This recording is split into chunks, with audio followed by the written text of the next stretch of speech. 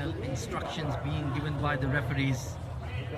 We were expecting an exciting encounter, and we have got our money's worth this morning in Astana.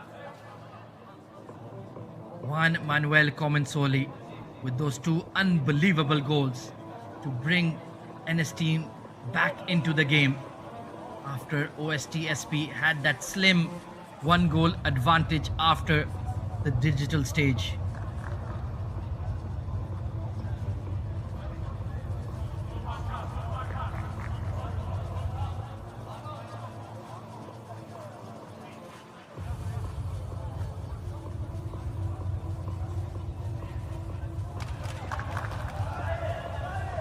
We saw a penalty shootout yesterday. Is what it was. FC Olympic Phygital from Uzbekistan against MNK Belarus. It was the Uzbeks who took the victory thanks to some brilliant goalkeeping from Sunajon Anvarov. But who will step up for NS team? Mauricio Gonzalez will be in goal. For OSTSP, it will be Douglas Doth Gonsalves. Good to see the spirit of sportsmanship being observed by both teams. Yes, when they were in the middle, there was a bit of a clash. Now the tempers seem to have cooled. Here comes the coin toss. Who will go first? NS team of Argentina have won. And looks like they want to strike the ball first, do they? Always involved some tactics in this as well. Johnny Herrera. What a goal he scored. That absolute rocket that got the first one for NS team. And then it was Juan Manuel Comensoli, Juanma to his friends. And it's going to be Johnny Herrera who steps up first for Argentina. Douglas Doth Gonsalves. There you can see stepping into the frame. Who is under pressure more, the striker or the keeper? We'll find out soon. It's a best of 3, remember, not 5 as we see in 11v11. Johnny Herrera ready to go.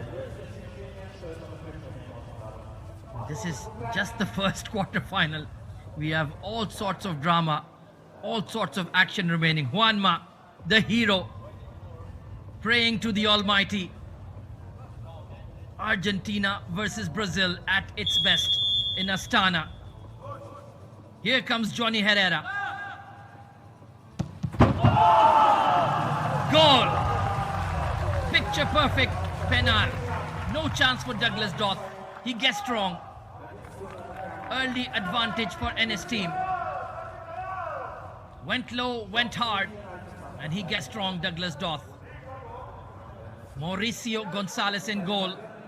And up steps Leandrinho Gonsalves. Another left footer. Will he go for power or placement?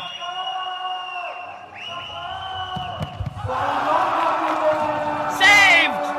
Mauricio! A bad penalty kick from Leandrinho. He went too central. Vamos, says Mauricio. Vamos indeed. Easy save. And the pressure is on now. Big time.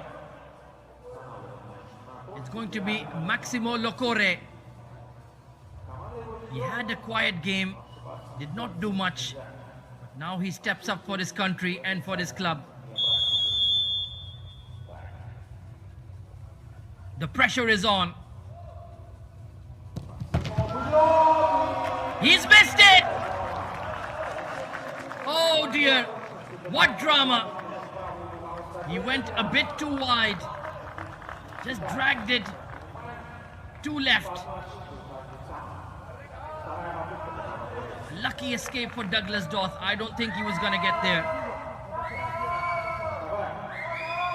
But Brazil must score this one. Dos Santos steps up. They've missed the first one. Referee making sure Mauricio is on his line. This is heart-stopping stuff in the first quarter final. Here we go. He's missed it!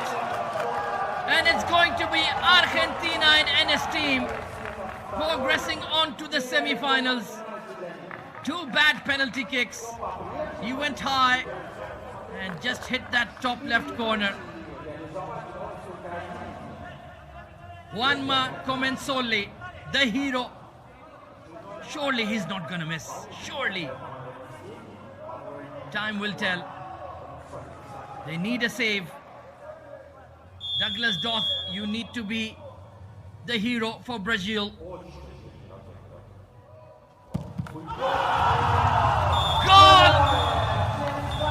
Juanma Comensoli does it.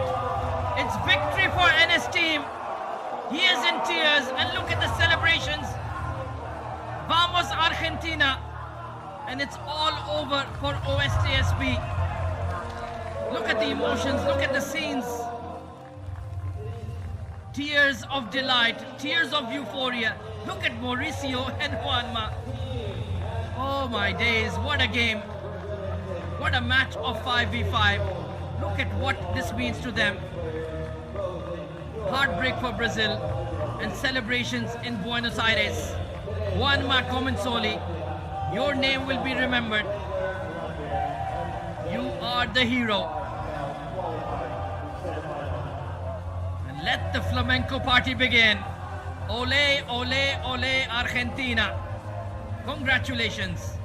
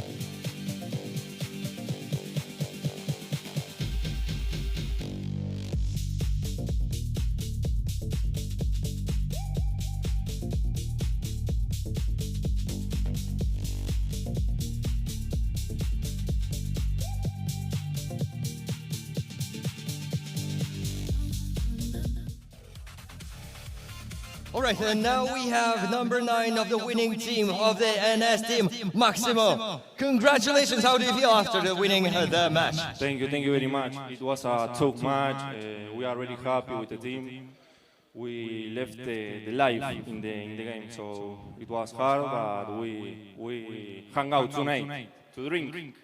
Well, great. That was a crazy match, and you showed your skills. You are an amazing team. And can you please tell us, what was more difficult today, the digital stage or the physical one? Both. Digital. He has a really good team, and digital was professional too. So in the physical was very hard. So I don't know what chose. But I think physical. All right, thank you. And now you are qualified to the semifinals. We wish you the best of luck at this section of the tournament. Well, good to see you again. Thank you very much. Good to see you.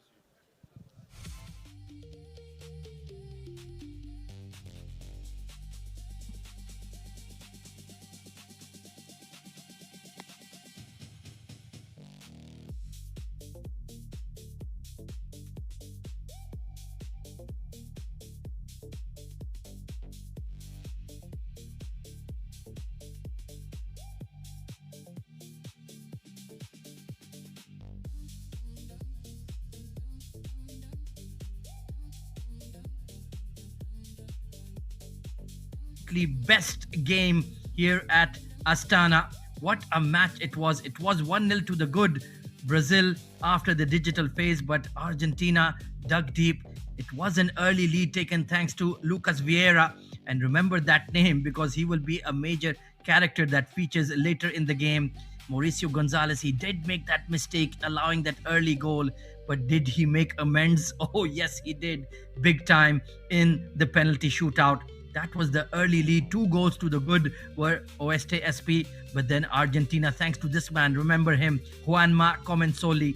He was the one who created the chances for Argentina, but the defense was strong from Brazil until this moment. A wonderful strike, a rocket coming in from the boot of Johnny Herrera that cut the lead down to just 1 goal for Oeste SP, but there was no further action in the first half. It was Argentina and NS team who still had a mountain to climb. Lucas Vieira with a good-looking shot, a sharp save there from Mauricio, who did recover well after that early mistake that cost them the goal. And take a look at this finish from Juanma Comensoli, dribbling the entire Brazilian team and slotting it in with the right foot. And look at the passion, look at the celebrations. That was the goal that tied it all up. Absolutely mesmerizing goal, perhaps the goal of the tournament. A single man's effort taking on the entire Brazilian side. Then it was Dos Santos capitalizing on the mistake made at the back by the Argentinians and gave them that slight advantage. And it was less than 2 minutes remaining when Brazil took the lead. But then take a look at this shot from Juanma, who smashed it into the top left corner and made it a 3-3 for Brazil and Argentina. Absolute rocket. No chance for Douglas Doth in goal. And that was the end of the 10 minutes of live action. Over to penalties. Johnny Herrera won the coin flip, elected to strike the ball first and made no mistake. And then it was Leandrinho. Who would have expected that he would be the one to get his penalty saved by Mauricio? Brilliant stop. Then it was Maximo. We just had the interview. Unfortunately, he missed his penalty as well. Went wide left. And then it was tied up. And then Dos Santos hitting the top left corner. And they left it up to Juanma to finish the game, to seal the deal. And victory for Argentina over their eternal rivals. And the celebrations began as the emotions flowed over. What a match we've witnessed. Absolutely incredible scenes in Astana.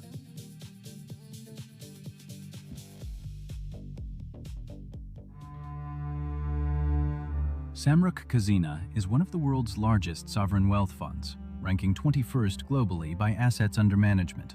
Today, the fund's assets total $88 billion. It brings together leading companies across Kazakhstan's strategic sectors and plays a key role in driving the country's sustainable economic growth. Currently, 62 artificial intelligence projects are underway, with an expected economic impact of more than $1.3 billion. Freedom begins with a choice. In 2008, we made ours. Freedom knows no borders. Today, freedom is a system that shapes markets. $2 billion in annual revenue, $9.3 billion market capitalization, 11 million customers, 11,300 plus employees, 230 offices worldwide. Freedom Holding Corp. One ecosystem, many possibilities.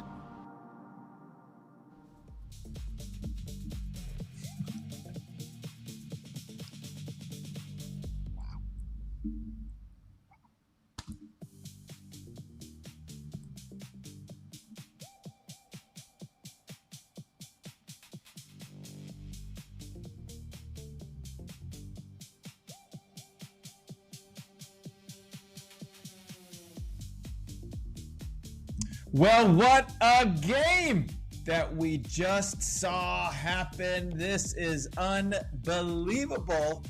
Listen, there were penalty kicks, there was action, but you know what?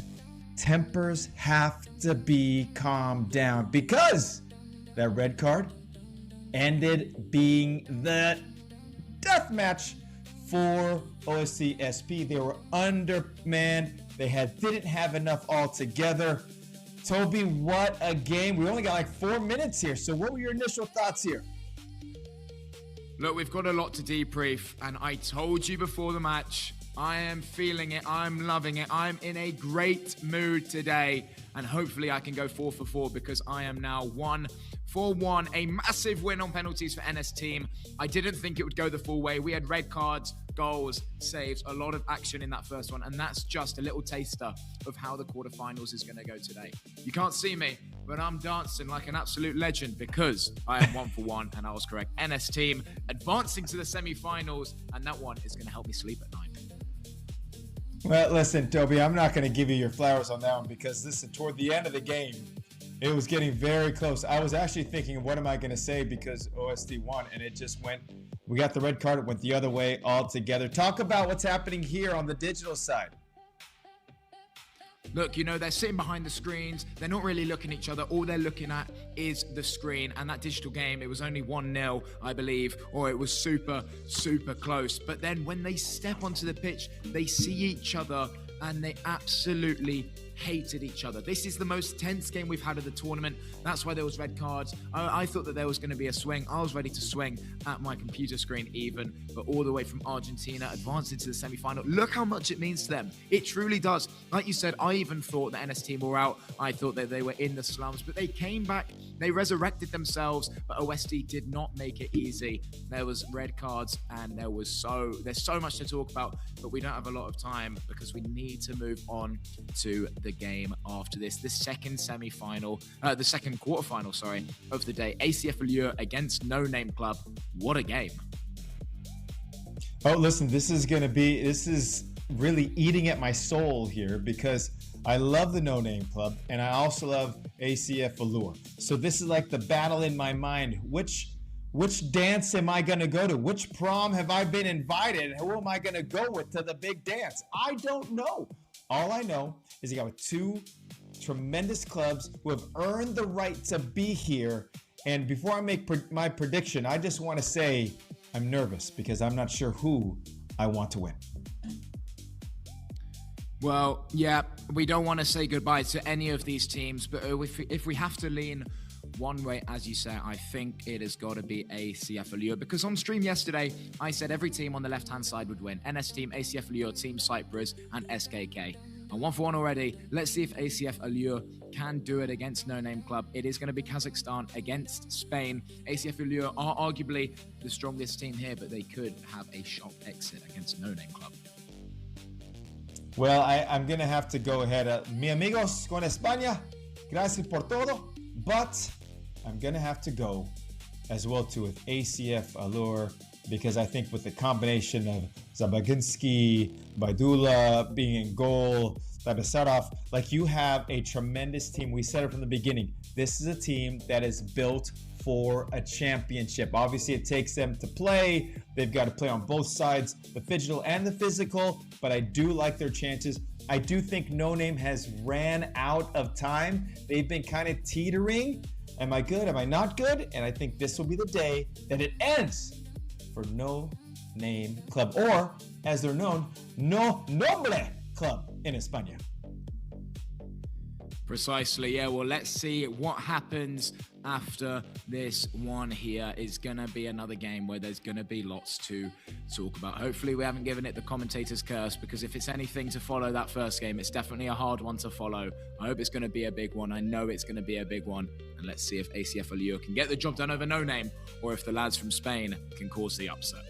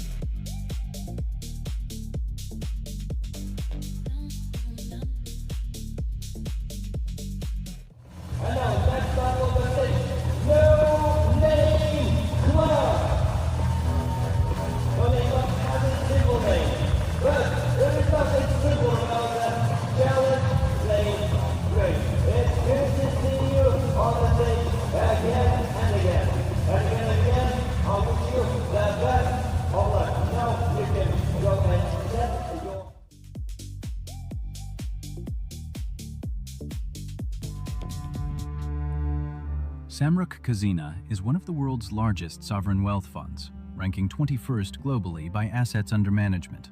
Today, the fund's assets total $88 billion. It brings together leading companies across Kazakhstan's strategic sectors and plays a key role in driving the country's sustainable economic growth. Currently, 62 artificial intelligence projects are underway, with an expected economic impact of more than $1.3 billion. Freedom begins with a choice. In 2008, we made ours. Freedom knows no borders. Today, freedom is a system that shapes markets. $2 billion in annual revenue, $9.3 billion market capitalization, 11 million customers, 11,300 plus employees, 230 offices worldwide. Freedom Holding Corp. One ecosystem, many possibilities.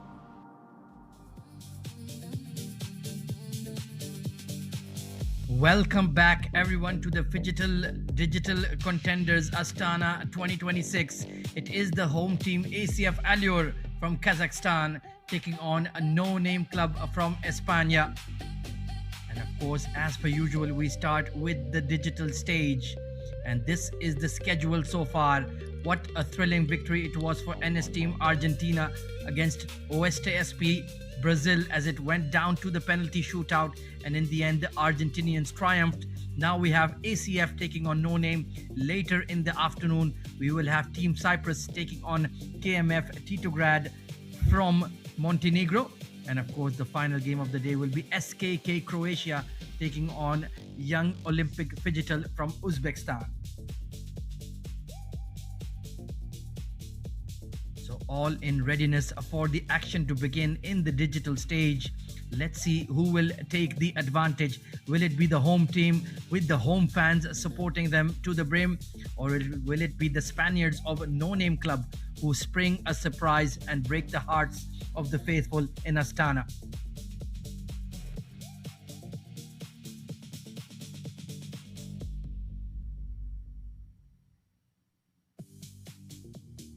These are the starting lineups for the digital stage. Remember, it is two halves of 2 versus 2. It will be Mukanali, Rakhishov, Beksitov and Otegenov for ACF Allure. And for the Spaniards, it will be Angel Gago, Santiago, and then it will be David Estebanes Cone and Dani Navarrete.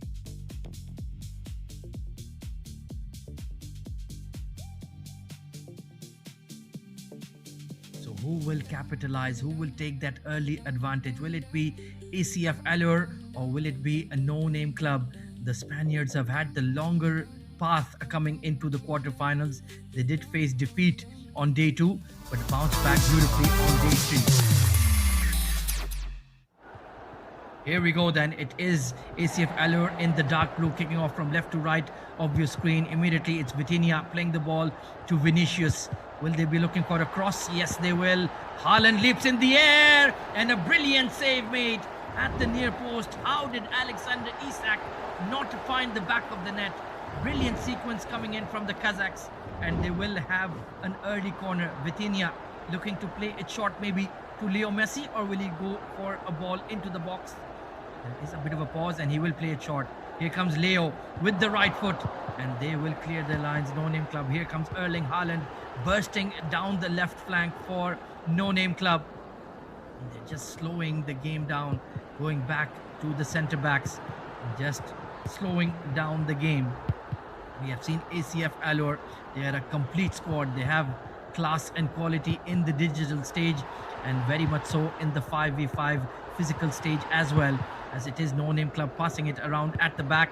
Good looking cross out to the left back, and it is Kevin De Bruyne on the ball, turning it back towards his defense and losing the ball in a bad position. Here comes Alexander Isak up for ACF Allure. Leo Messi in the middle, and what a save! Absolute stunner from Thibaut Courtois. He needed to make that save, and it's another corner for ACF Allure, and it is Team Kazakhstan who take the early lead. Bad defending in the box from No Name Club. The ball was ricocheting around, and Courtois had absolutely no chance. From 2 yards out, Vinicius was never going to miss. And ACF Allure with the early lead. And the pressure is on No Name. Just taking 13 minutes to open up the scoring. Fantastic finish. That is what ACF Allure do really well. They do not waste time when they have the ball in the flanks. They get the crosses in. They put the pressure on the defense. And it paid off big time on that occasion. Now it's No Name Club coming forward down the right flank. Will they look to cross? Yes, they will. Chipped into the box. But easy clearance for ACF Allure. Bremer on the ball, working it towards the right flank. Now they have the lead. They can take all the time they like. Beautiful chipped pass towards the left flank once again. Vinicius making a run forward, but they choose to go back towards Vitinha. On that left flank once again, stretching the pitch. Chipped into the box for Haaland. Heads the ball and smashed into the net. ACF Allure are on fire. It's the Swedish hitman, Alexander Isak. But look at that header from Haaland. Chested and smashed on the volley into the roof of the net. This is champagne football from ACF Allure. Fantastic goal. And the Spaniards are being played off the park at the moment. Here come the Kazakhs once again. Magnificent stuff. And No Name have no answer at the moment. Messi plays it to Vitinha.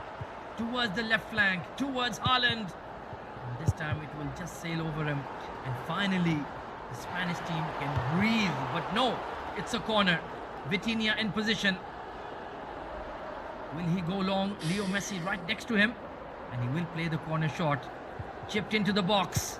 But a good collection on that occasion from Thibaut Courtois. 30 minutes in. And it's been one-way traffic. It's all been about the home team. A dominant display so far. De Bruyne on the ball for No Name. Works it to Mendy. Haaland on the left flank. Has to turn back. 3 men in front of him, completely surrounded by ACF Allure defenders.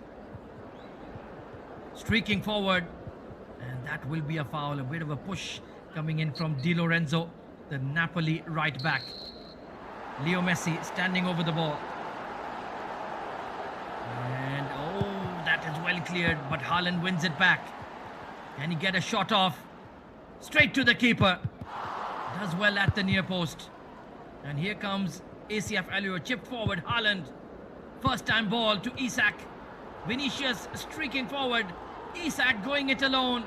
And a brilliant tackle made by Mendy. And here come No Name Club. Leo Messi turns it to De Bruyne. Vitinha looking for Haaland. Difficult pass and intercepted. Vini. Oh, good work there from Vitinha. Needed to win the ball back as we're nearing half-time. But it's been all about ACF Allure at the moment. 2 goals to the good. Chipped forward, Haaland heads it. Given back, Messi, brilliant passing. Through ball, but it's gone beyond and it would be a throw-in.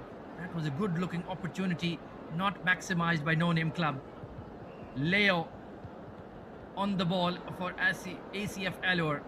Haaland intercepted by another Haaland on the other side.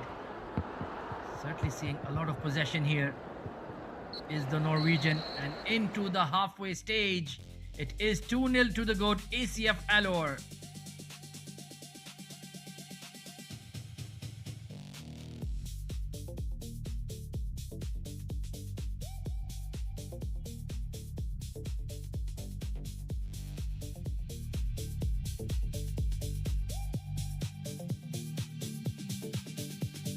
Well, what a pulsating first half we've seen here at the digital stage from ACF Allure. It was Alexander Isak from point blank range who found the keeper, but they were knocking on the door again and again. The Kazakhs, brilliant save there by Courtois against that rocket coming in from Leo Messi.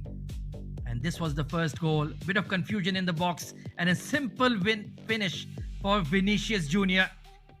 And you can see the celebrations for Allure as they took the early lead. And check out this one.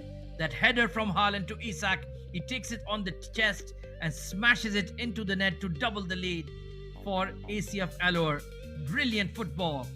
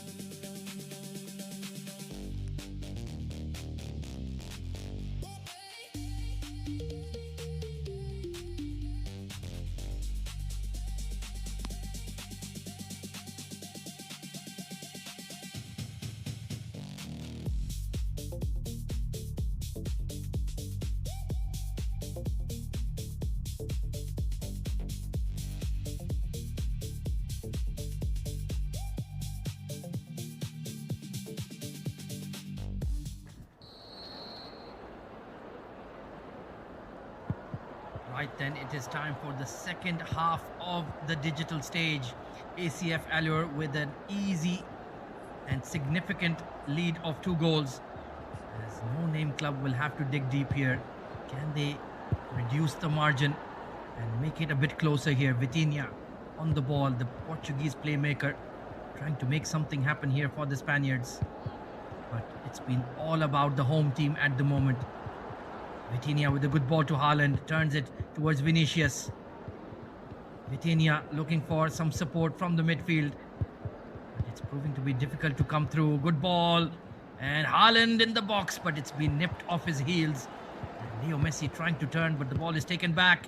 This is a chance here for the Spaniards. Great save coming in from Allure. And they clear the lines, and here comes the counter-attack. Bursting forward. Plenty of space down the left, but they're just looking to slow the game down, and the Spaniards can get a numbers back. Chipped into the box towards Haaland. He heads it towards Isak, but the shot has missed. Trying to repeat that second goal, that same combination of Haaland and Isak, as Vitinha, look at those silken skills from the Portuguese playmaker. Man of the match in the Champions League final versus Arsenal, and dominating here as well. Header has gone wide, inches wide. It was Alexander Isak once again. That should have been 3, and that would have been game, set and match for No Name Club. Surely there would have been no way back. Intercepted. It's Allure on the ball once again. They have been playing some outstanding digital football here. Dominating right from the first whistle. Chipped forward towards Haaland. Lovely pass. One touch in towards Vitinha in the center of the pitch. He has been perhaps the most dominant player here, pulling the strings in midfield. Now they're looking to deny them the ball. Frustration building for No Name Club. They just cannot get any possession whatsoever. It must be about 80% in favor of ACF Allure. Look at the intricate passing. Brilliant play indeed. Leo Messi. Well, it's very difficult to get the ball off him at the best of times, let alone when they have a 2-goal lead. Coming down the left flank, building forward, looking for a cross, looking for an opening. No, they'll just hang on to the ball as No Name Club finally win the ball back. Beautiful ball to Haaland, who lays it off to Messi. It is Vinicius Jr. on the left, but they will go backwards, looking to open up the field. Vitinha, ball intercepted. And here come the Kazakhs once more, bursting forward. Only 15 minutes remaining. Can No Name Club find at least 1 goal in the digital stage? Great turn from Isak. No, pardon me, it's the midfielder. Intercepted. And back with the Spaniards. I just feel that maybe ACF Allure are happy enough with this 2-goal lead. They could have pushed for a third, but they're playing for the long haul. Messi blocked. It will be a throw-in for No Name Club. Final 10 minutes. Can they pull one back as we head into the physical stage? Vitinha, Messi, Vitinha. Will he go for a long-range shot? Not yet. Haaland trying to slip the ball in, but he's blocked away by Vitinha. What a match he's played for ACF Allure. The Portuguese wizard has been absolutely everywhere. Chipped forward to Haaland. Headed on to Isak. There is the through ball. This is a chance. 1v1. He gets into the box. Isak. Great save. But the follow-up will find the 3rd goal. Mohamed Salah, the Egyptian pharaoh, does it for ACF Allure. Simple finish. And it's been one-way traffic in the digital stage. What a champion. What a display from ACF Allure. 3-0. And time is almost up in the digital stage. Final couple of minutes. What a show put on by the Kazakhs with the controllers in hand.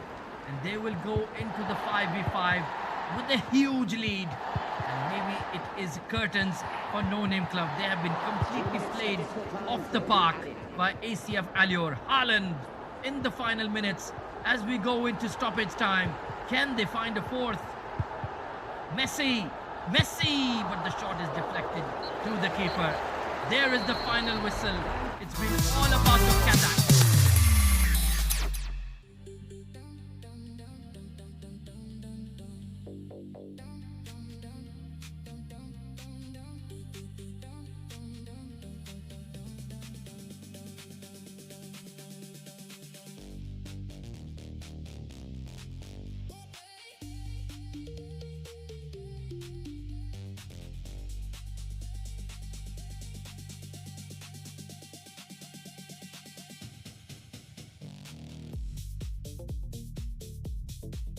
Well, what a show ACF Allure have put on here in the digital stage. It's been pure dominance through and through in the first half and in the second.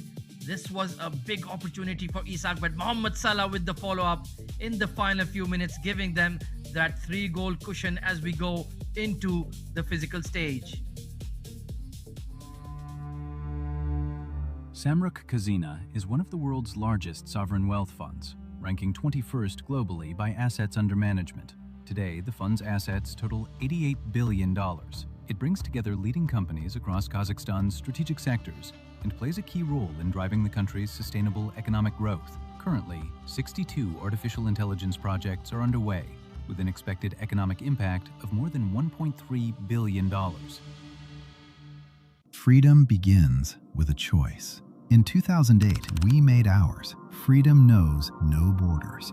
Today, freedom is a system that shapes markets. $2 billion in annual revenue, $9.3 billion market capitalization, 11 million customers, 11,300 plus employees, 230 offices worldwide. Freedom Holding Corp. One ecosystem, many possibilities.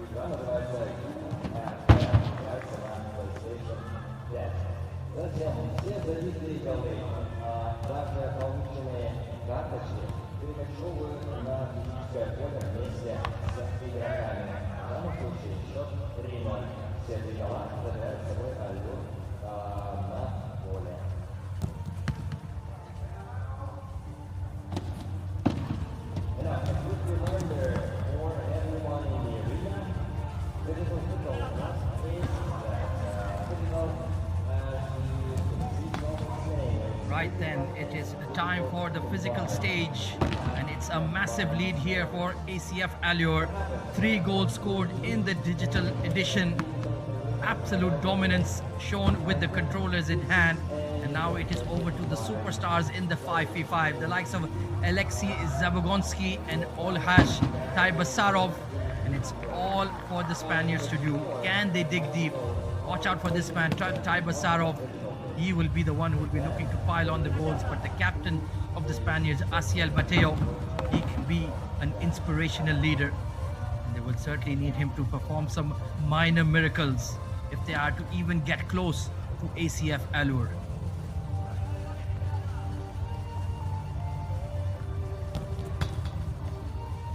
Watch out for number 99 as well, Maksad Otogen of the big striker.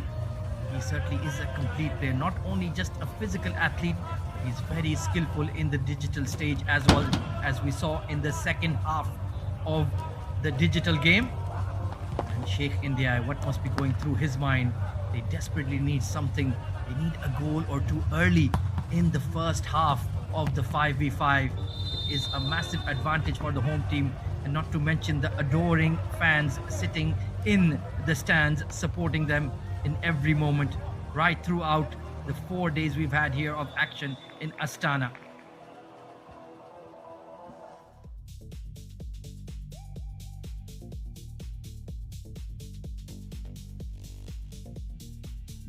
So final team talk being given.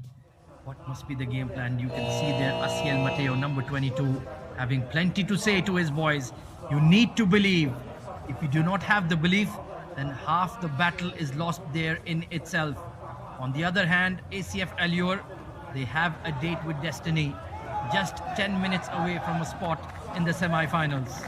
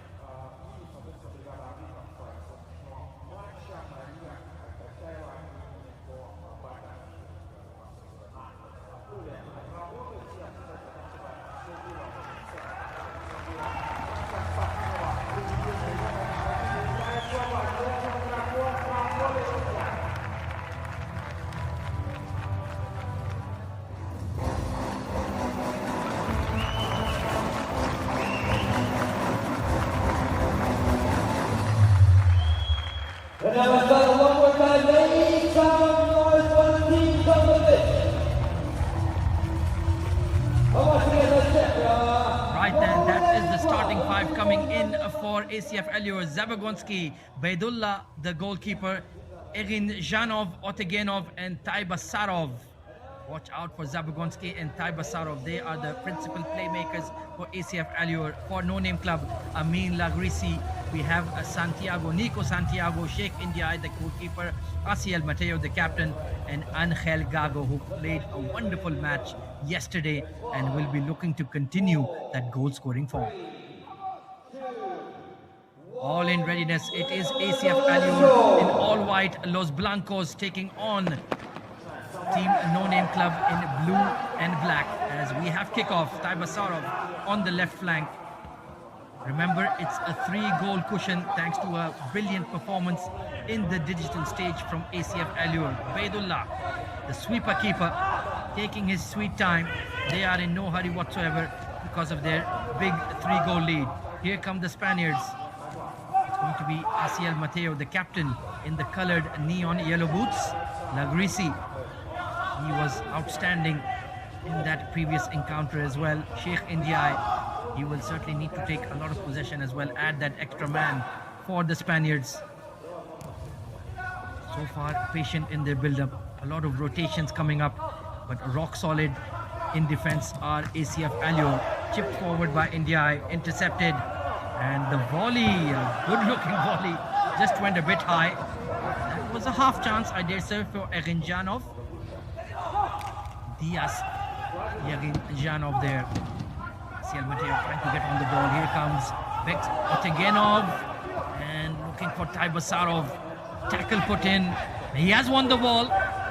Will roll it back towards his defense. Straight to India. Comfortable save there. And here comes Asiel Mateo. Has to turn back. A wall of white in front of him. Nowhere to go. Lagrisi plays it to his captain. It's a physical battle so far. Not much room. Brilliant footwork. The magic feet of Taibasarov. Here he comes. And a great tackle put in by young Nico Santiago. He's taken a knock, and that will be a free kick for a No Name Club. Just missed out on that occasion. No ill intent coming in from the Kazakhs. That is certainly a foul coming in from Zabagonski, the superstar. Alexei Zabagonski. What a player he is. What an inspirational figure. Asiel Mateo. Lagrisi was the left. Gago. Shot is easily blocked by Zabagonski. They're a big physical side, ACF Allur. It's difficult to get the ball behind them because they have that pace and that physical presence. Mateo looking for an opening, blocked by Taibasarov. We're almost halfway into this third quarter. Time is of the essence. Lagrisi! Excellent save by Baidullah. Got low the big lad, and here comes Taibasarov. Look at that pace. One-on-one with Mateo, but the captain for the Spaniards. Desperate in defense. Here comes Nico Santiago. And a tame shot. Easy save for Baidullah. No worries whatsoever. So far, ACF Allur have looked very comfortable. When they have threatened to counter, they have looked dangerous with Olshas Taibasarov. Baidullah given plenty of respect. Will he go for a shot? Oh yes, it was a rocket, but well saved by Sheikh India. He certainly hit that with some serious power. Lagrisi Santiago. Oh, great tackle. They still have the ball somehow. Lagrisi trying to create an opening. Gago works the ball to Matteo. Trying to play it off the board. Will be a foul. Zababonski just being a bit too physical there. Frustration building for No Name Club. So far they have not been able to create enough opportunities, and yeah, that was a clear block. Nowhere to go. Let's see if they can take advantage of this set piece opportunity. No, they roll it back to the keeper, Sheikh Ndiaye. Chip forward. Too much power on that one. Matteo just about wins it. But here come the Kazakhs. Tabasarov plays it to Otegenov. He was a bit isolated there, the big striker. So far, no real goal-mouth action for either team. No real glaring chances. And here he comes, Zababonski. Oh, Yashigano! Where was the shot? He tried to do too much. And in the end, Sheikh Ndiaye covered. Gano has missed the net. That was a nervous moment for Baydullah. All of a sudden, it's end-to-end stuff here between Allure and a No Name Club. Chip forward, just clearing it from his own half, relieving the pressure. That would have been an unbelievable goal, but just when the shot was about to come and Sheikh Ndiaye got his right glove down in the nick of time. That certainly should have been the first goal for ACF Allure. Lagrisi plays it to Angel Gago. Can only go backwards. A foul, but the advantage will be given to the Spaniards. Final few seconds of this third quarter. Tabasarov, 1v2. Otegenov shoots, and a great save from Ndiaye once again. He should have taken advantage of that opportunity. It was 2 versus 1, but a great save from the Spanish keeper. Look at that hesitation and a brilliant save. They have gone very close. The timeout taken in the middle.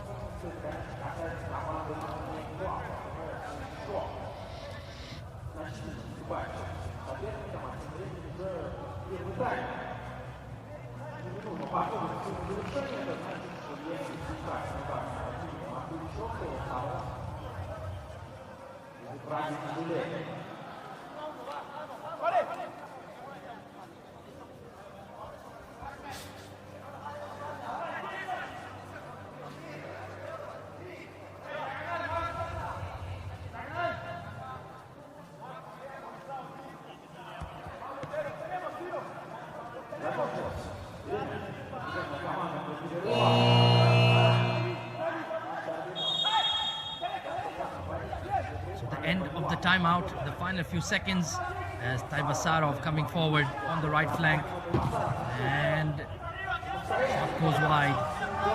Looks like it will remain 0-0 after the third quarter, but it is ACF Allure with the big advantage, still 3 goals in front thanks to their outstanding performance in the digital stage, and they have kept the Spaniards at bay so far in this third quarter.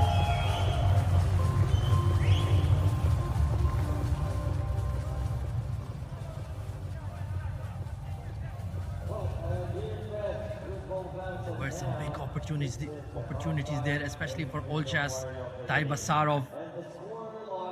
They certainly could have taken the lead, could have scored a couple of goals, but they won't mind. So far, only the 1 yellow card so far coming in for ACF Allure. But they have controlled the game. That is much more important. They have not allowed the Spaniards any significant opportunities. The likes of Amin Lagrisi, Asiel Mateo, Nico Santiago, and Angel Gago. They've tried their best, but the defense has been rock solid. And on the counter-attack, you always feel that ACF Allure will certainly find at least 1 or 2 goals.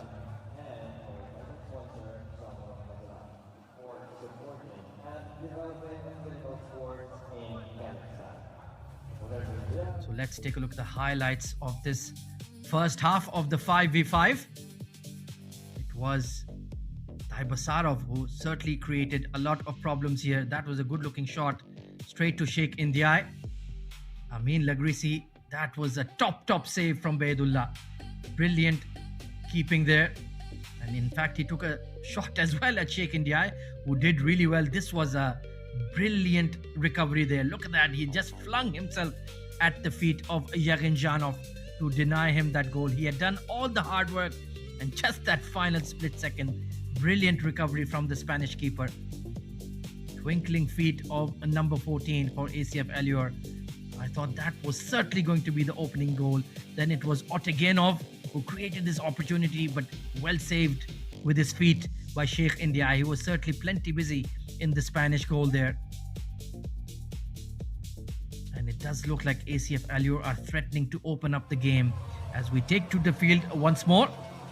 3 goals behind our no-name club. What are the instructions from their manager, Daniel Gago Dominguez? How do they fight back? They need something early and they need something special. Angel Gago standing over the ball. Will we see one of those quick shots? We've seen a few quick goals in this physical stage in Astana. Some goals scored after 1.5, 2 seconds even. Just 5 minutes away from a spot in the semi-final are the home team, and they're playing in front of their adoring fans. So far they have looked the best side in the tournament by some distance. The buzzer sounds and here we go. Matteo immediately off the center circle, right into the Kazakh defense. Sheikh India is stepping forward. CRCL Matteo telling his teammates, let's get on with it. We don't have a lot of time. Let's play with some pace. Chip forward, but an easy take for Baidullah. Looks for that long ball towards Otegenov. Did not find his star striker. Here comes Nico Santiago. Asiel Mateo, the captain, battling with Otegenov. In the eye. Looking for the chip forward, rolls it towards the right flank. Good pass, Nico Santiago. And it's Taibasarov coming on with the counter attack. It's 3 versus 1. No, he slipped. He lost his footing at the crucial stage. Nico Santiago, great block by Otegenov. But the ball falls to the Spaniards. Mateo, Asiel Mateo. Good defending, nowhere to go. He has to turn back. Good ball, and it's the goal. Nicely put away. Brilliant finish coming in. And finally an opening. Navarrete off the bench and creates that impact. But it was magic created by the Spanish captain. Look at this incisive ball. And no chance for Baidullah. So they've got an early goal in this 4th and final quarter. Still need a couple more. How will ACF Allure react? Zabagonski back on the pitch.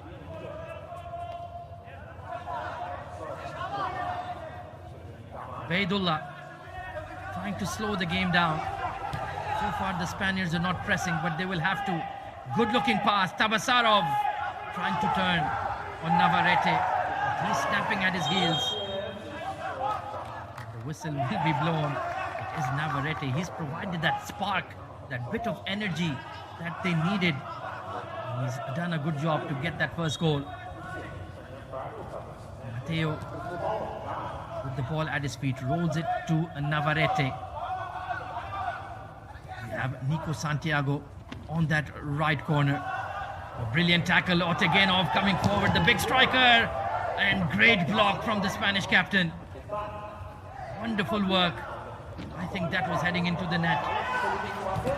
Oh, Zabagonski! Great save from Sheikh Ndiaye. The Spanish keeper has been absolutely brilliant. Baidullah chips it forward. Masarov. Zabagonski begging for the ball, but he chooses to go back to his keeper, Baidullah. Nice looking pass, but just beyond Taibasarov. Sheikh Ndiaye. We're halfway through. Time is running out for No Name Club. They desperately need a couple more goals. Nico Santiago rolls it to Amin Lagrisi. Back on the pitch. Matteo goes to Sheikh Ndiaye, sweeper keeper. Chips it forward. Easy block for Tabasarov. They have huffed and puffed but cannot find the second goal. Santiago, poor pass. Tabasarov and has to clear his lines. Baidullah. He falls on the ball, just trying to take the sting out of this Spanish attack. Yaginzanov looking on to his left. Gago trying to press the keeper.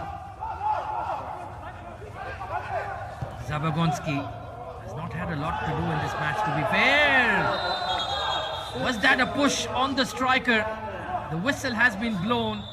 It is Tabasarov who in that clash with Sheikh Indiaye, and it will be a free kick for the Kazakhs. I'm sure it wasn't deliberate. He was looking to go for the ball. I hope Tabasarov is all right, because he is one of their most important players in the 5v5. Just a glancing blow, and I hope he's all right. Seems to be okay, just a bit dazed, as we will take a medical timeout as well.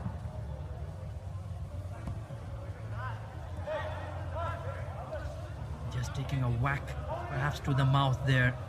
Nothing deliberate. So just above 2 minutes remaining in this fourth and final quarter.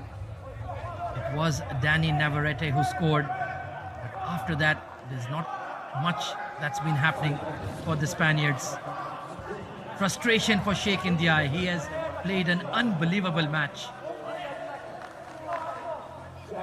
Time is running out, and time is of the essence.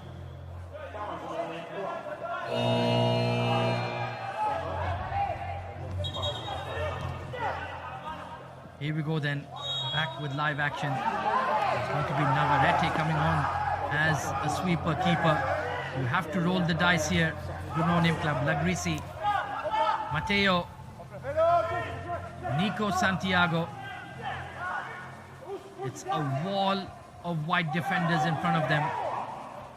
1-2-1 formation being employed by ACF Allure. Absolutely no gaps at all for the Spaniards to pick. Trying to chip the ball forward. Easily smothered by Baidullah. And this could be the counter-attack, but not controlled in time by Maksat Otegenov. Mateo. Shot just going slightly wide. Looking at the clock are the Kazakh bench. They know they're just seconds away from heading into the semi-final. They did the hard work in the digital stage with those 3 goals. That has proved to be more than enough to take care of No Name Club. So far, easily blocked. I think there was a hand there. Advantage is played, and he's missed the open net, but he will not miss on this occasion. Maksat Otegenov.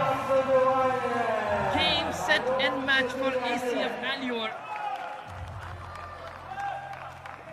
There is no chance for No Name Club to get back into this one now. Open net. Didn't find it there. Simple finish. And let the party begin in Astana. The home team are going to progress into the semi-finals, and quite comfortably, I dare say. Tabasarov!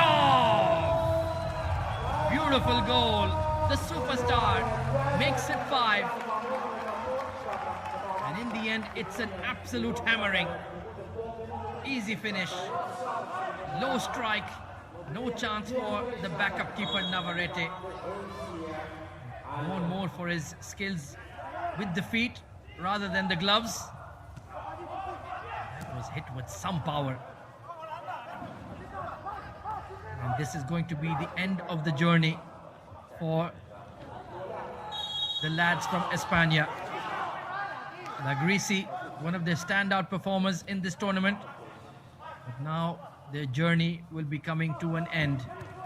They've certainly provided a lot of class and entertainment. Can this be number 6? Oh, Mateo wins it back. So you can start counting it down now. It's going to be party time in Astana. in a matter of seconds. ACF Allure, comfortable winners in this clash. 3 goals in the digital stage and 2 more in the physical. Congratulations to the home team.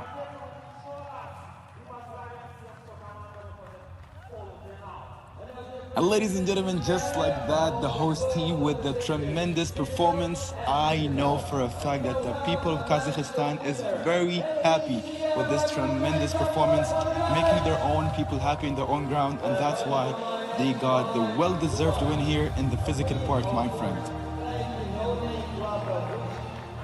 Yeah, absolutely, completely outclassed the Spaniards. In the end, they are perhaps looking like the strongest team in this competition. They have manhandled everybody who has come in their way. And so far, they are looking unbeatable lately. Yes, the fact that the manhandling part is actually crazy. I mean, we're talking about a high level of physicality, a high level of IQ. My dear AZ friend, you can clearly see that these people are no joke. They're walking in with a structure. They know what they want. They're keeping their eye on the price. They know that right now that the stake is at all-time high.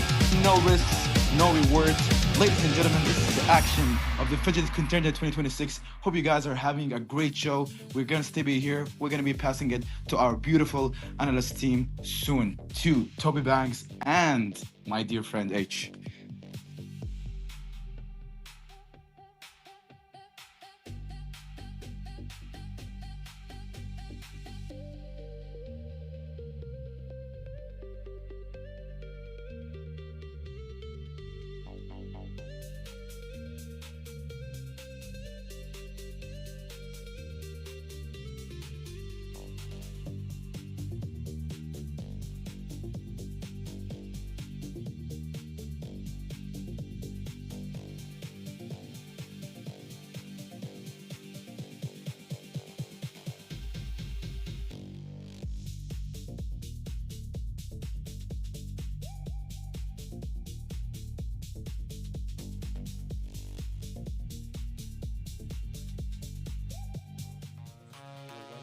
All right, then now we have the winner, ACF Allure team, and this is number 21, Timur Rakeshev. Congratulations. Thank you very much. How do you feel about the winning? I don't know, it just feels amazing to qualify for the finals. It's like a really great experience, and I love my team. All right, thank you very much. And now, Timur, can you please tell us what is harder, UFL or the physical part? I don't know, but because I'm UFL player, so I would say that the physical part is much harder for me. But I don't know, it depends on the person. Well, then if you play UFL, you did a very, very good job. 3-0. Thank you very much, Timur. Good luck in next stages. Thank you.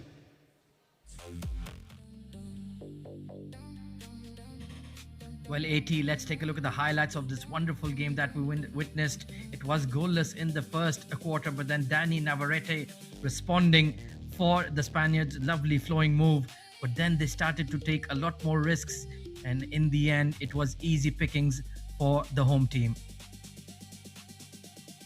I mean, you can clearly tell the ACFLR team, the host team, from the first game, the physicality and the structure that they play with in the physical part of the game, always they had like a one-step advantage. The digital part, they definitely score 1 goal, but the physical part, were the part they're specialized at, and to put it all down here in bed and secure a very, very big win against the no-name club.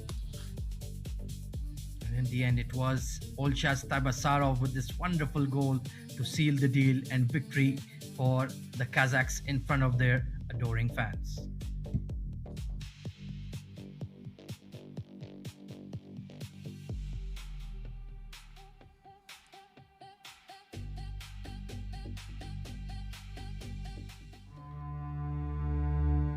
Samruk Kazina is one of the world's largest sovereign wealth funds, ranking 21st globally by assets under management. Today, the fund's assets total $88 billion, It brings together leading companies across Kazakhstan's strategic sectors and plays a key role in driving the country's sustainable economic growth. Currently, 62 artificial intelligence projects are underway, with an expected economic impact of more than $1.3 billion. Freedom begins with a choice. In 2008, we made ours. Freedom knows no borders. Today, freedom is a system that shapes markets. $2 billion in annual revenue, $9.3 billion market capitalization, 11 million customers, 11,300 plus employees, 230 offices worldwide. Freedom Holding Corp.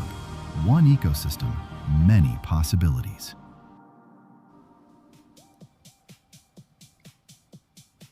ACF Allure Tamashajanis. As they say, congratulations on the win today. What a game. 5-1. ACF Allure ran away at the end. They're running away to get a name versus the no-name club. Toby, thoughts? Incredible. I'm 2 for 2. I'm over the moon today. This is my new favorite day of the year, the 13th of June, 2026. One for the history books and more importantly for ACF Allure. As you said, they are now the second team in the semi-finals. And for once, we saw some clear dominance in the digital game.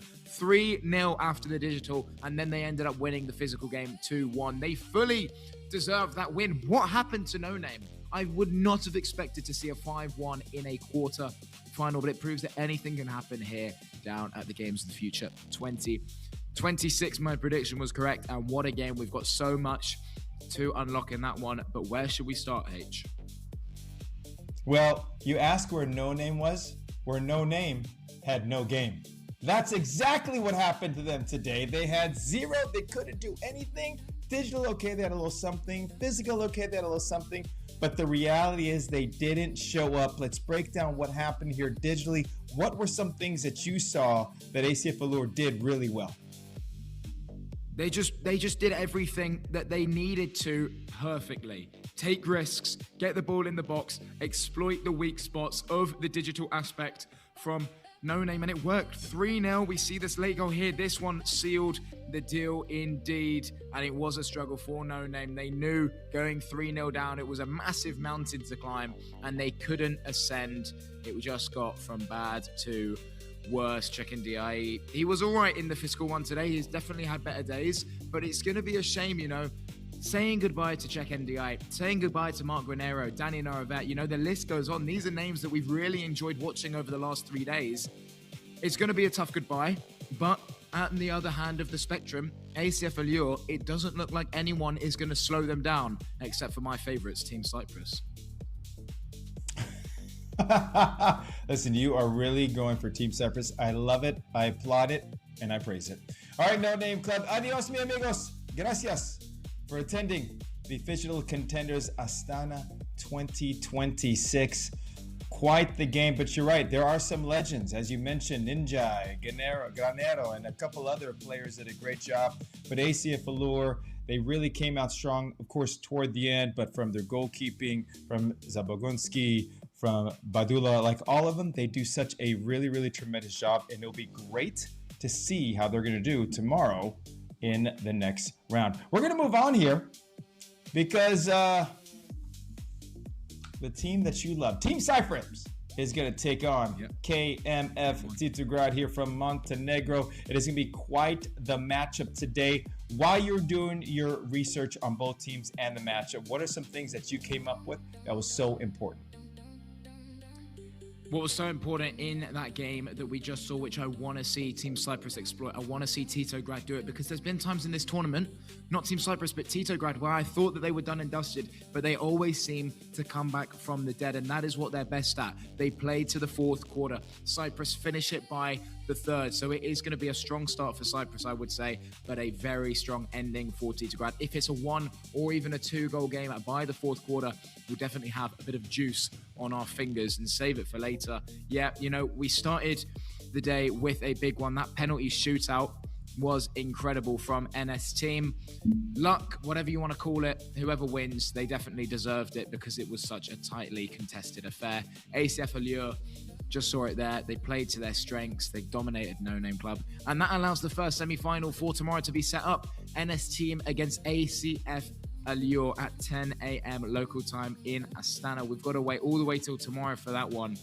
Cyprus, I've said it. How many times am I going to say it? I reckon they are going to get the entire tournament done. Although ACF Allure are looking stronger and stronger every day, they could be, I wouldn't say a dark horse, but definitely one to keep your eyes on.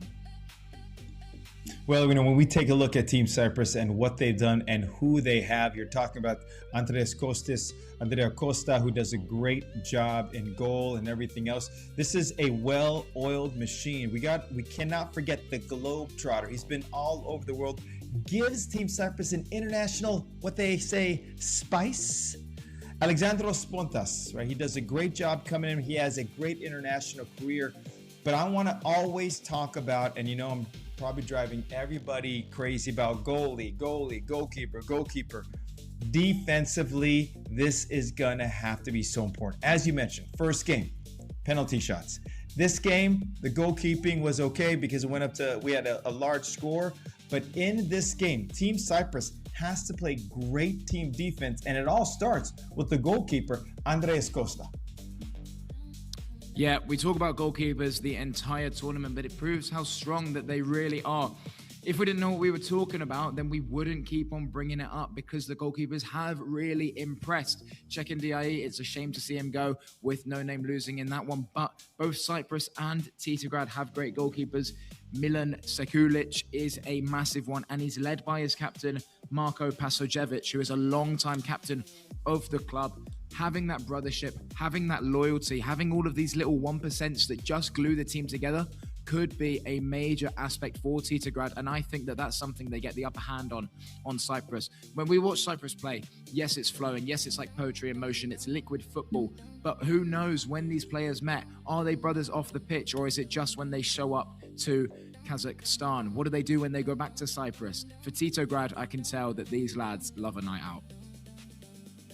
Can we just give it up to Toby with just the fluidity of the words, from liquid football to all the other amazing things? It's like music to my ears. Listen, if you're watching this, and I know you are because you're watching us, take account of the poetry, the pageantry that is Toby Banks when illustrating, describing the amazing game, what we are here at Phygital Football. Now, I'm going to tell you this. I think this is a really big point here for KMF Titograd.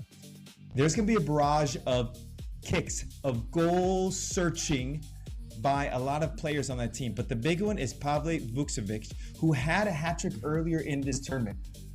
We talk about the goalkeeping. We talk about all the different things defensively they have to do. But offensively, all right, when we're not just talking about one player, they really do a good job of setting each other up. I mean, he's all the way at the bottom of my list. I didn't have much to know about him before this tournament started, but now I could talk about Pavle Vukovic for hours upon hours, and that list could extend if they get a big win now against Team Cyprus at 3:30 local time. So we will have a little bit of a break after this one, but there's still so much to dive into. His hat-trick yesterday needs to be brought back and mentioned, the first to do so in a great game. Having that momentum on your back and keeping, you want to say, your team alive in the tournament almost. Is it a one-man show, or was it just one good game from the man himself? Well, I think it's more than just one game, because I think once you've shown the firepower to do it, you'll be able to do it again. And speaking of firepower, right here on our screen, you see what is happening in real time. Yes, everybody, at the Phygital Contenders Astana 2026, you get up to the minute information on your screen, on your phone, anywhere you are in the world. And when you take a look at the quarterfinals, say on your left-hand side, of course, my left-hand side, 2 games down, 2 games left to go. We have just non-stop action. Now, if you've missed the first game, NST, OSP, it was a shootout. That's what happened at the game. Even I was at the edge of my seat. I had to go, but I was like, no, I got to stay. Right, I had to take a break, but no, we got to stay and watch this game. Next game, ACF NON. It was a little tougher on that, but now we have two great matchups coming up, so please do not go away. Obviously, we now have a bigger schedule of what's in front of us. Cyprus KMFT, it's in about 11 minutes, and then of course SKK versus YMPI at 16:45. So you don't want to miss it. If you just tuned in, if you're just like, who are these guys yelling at me? One has hair, one doesn't have hair. Well, I'm Hernando Planells. I'm with Toby Banks. You're going to hear later on from AT and AZ, but this is where we are. We are in Astana, Kazakhstan for the Phygital Contenders, Astana 2026. And you may be asking, what is that? Well, I'll tell you what. This is the wave of the future, digital and physical with everything else. So prepare for an amazing next two games.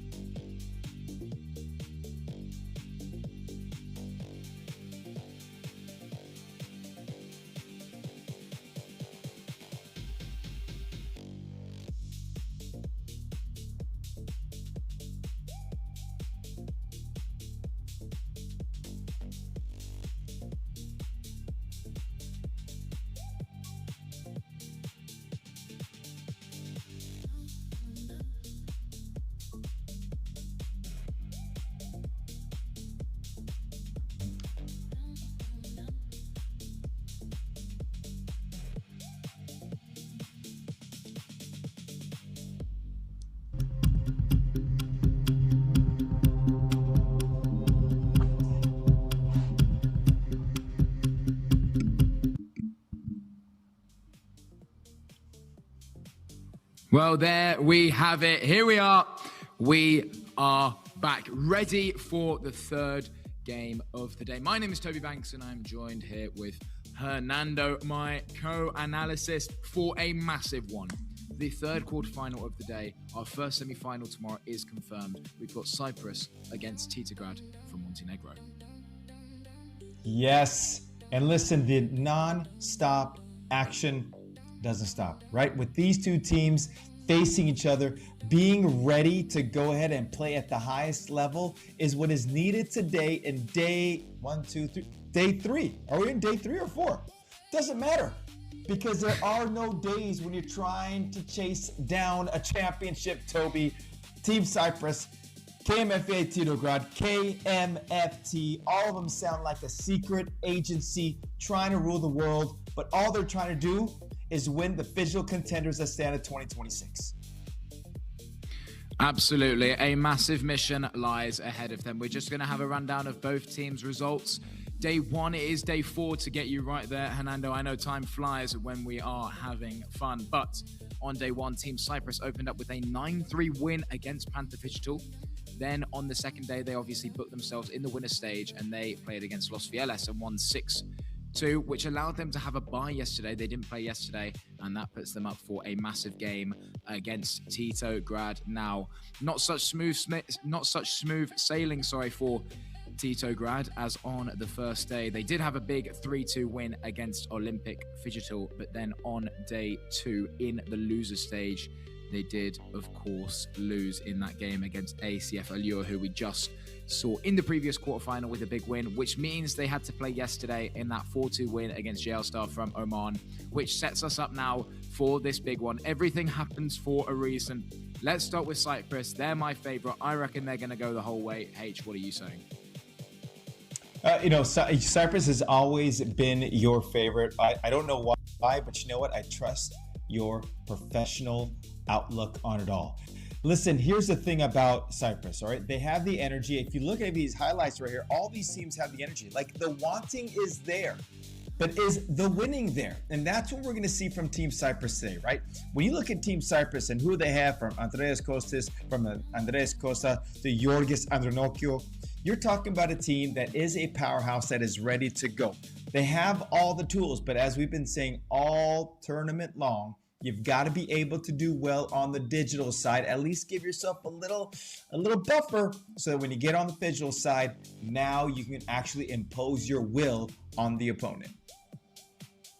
And what did we say last game? We saw ACF Allure with a massive 3-0 win in the digital, and that put them in prime position, a really good opportunity and a really good spot when we moved into the physical. So whoever wins this game needs to do the same. We see that both teams, we can say this about every game, because I keep on saying this. Day 1, we saw 60 goals, more than 60 goals even, but majority of those were from the physical aspect. Teams aren't being able to exploit the weaknesses in the digital. They can't get themselves through. They don't back themselves.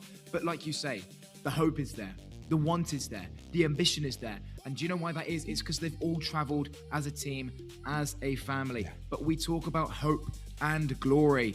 Is that going to be shown on the pitch? You can give 110%.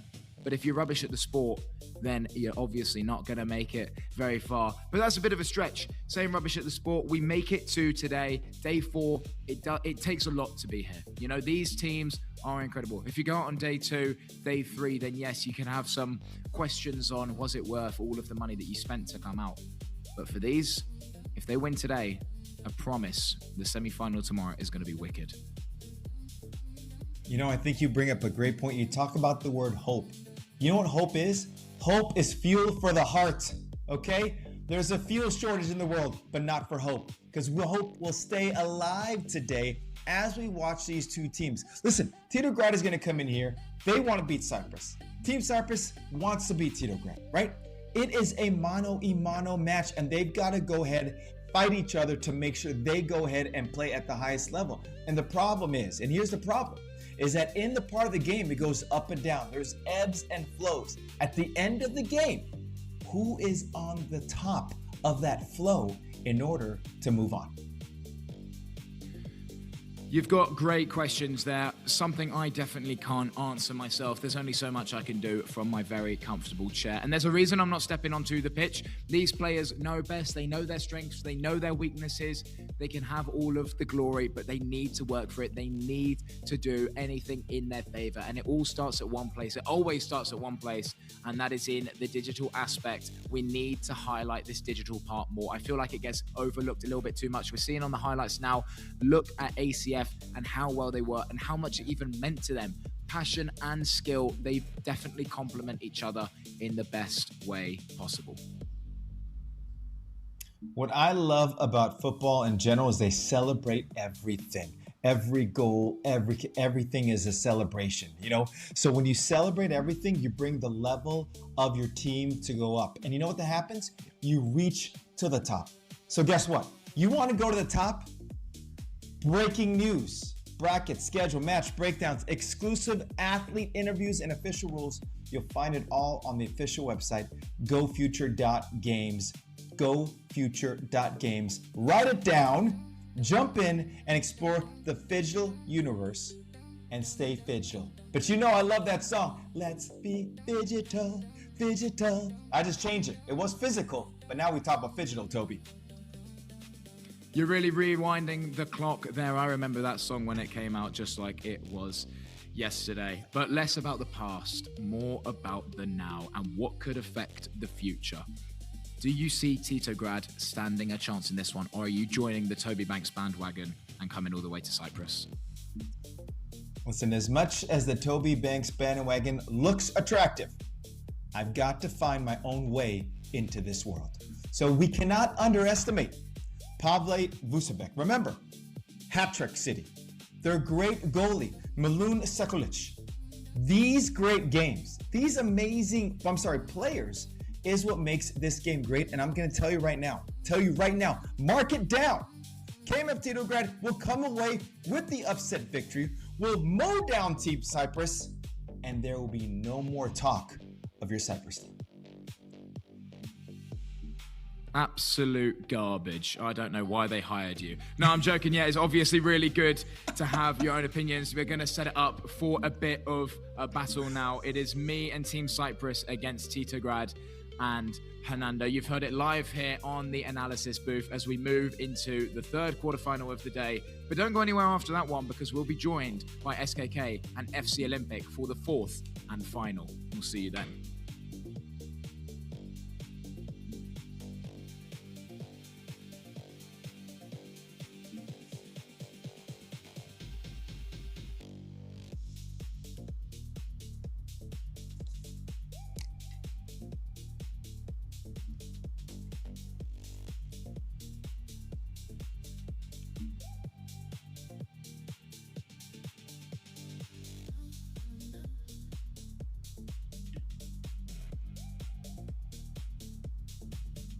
Well, that, everybody, was called a dramatic pause because it made you wanting more to what we're doing. Take a look at this bracket right here.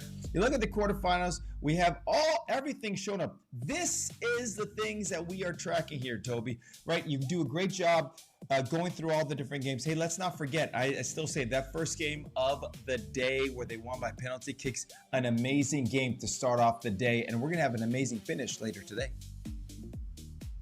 Yeah, I mean, everything that is happening for a reason. I said it earlier, but we just see the bracket there and how it has all unfolded. 16 teams have turned into 4 for tomorrow, but we need to confirm the final 2, and this is one of them. Cyprus or Titograd, one will win, only one will win. Penalties, that could be a shout. You know, we saw it earlier. It's really important that we do see digital and physical mix that makes the Phygital. I'm Team Cyprus, Hernando is Team Montenegro. We are here live in Astana. What a day, what a tournament, what a competition, and what a time to be alive. Let's see who will be saying the same as me after that game and who will be sulking on their flight home.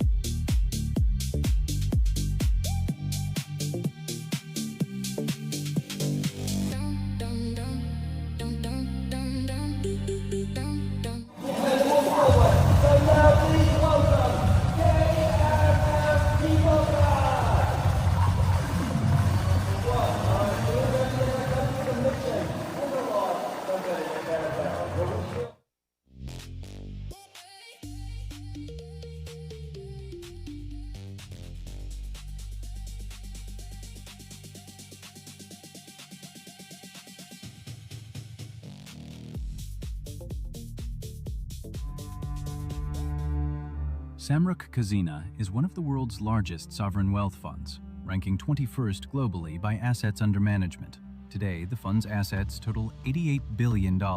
It brings together leading companies across Kazakhstan's strategic sectors and plays a key role in driving the country's sustainable economic growth. Currently, 62 artificial intelligence projects are underway, with an expected economic impact of more than $1.3 billion.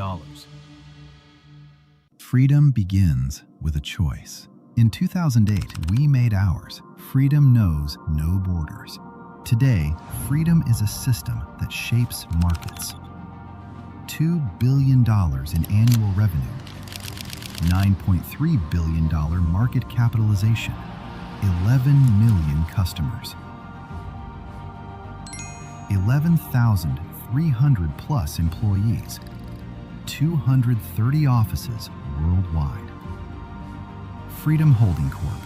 One ecosystem, many possibilities.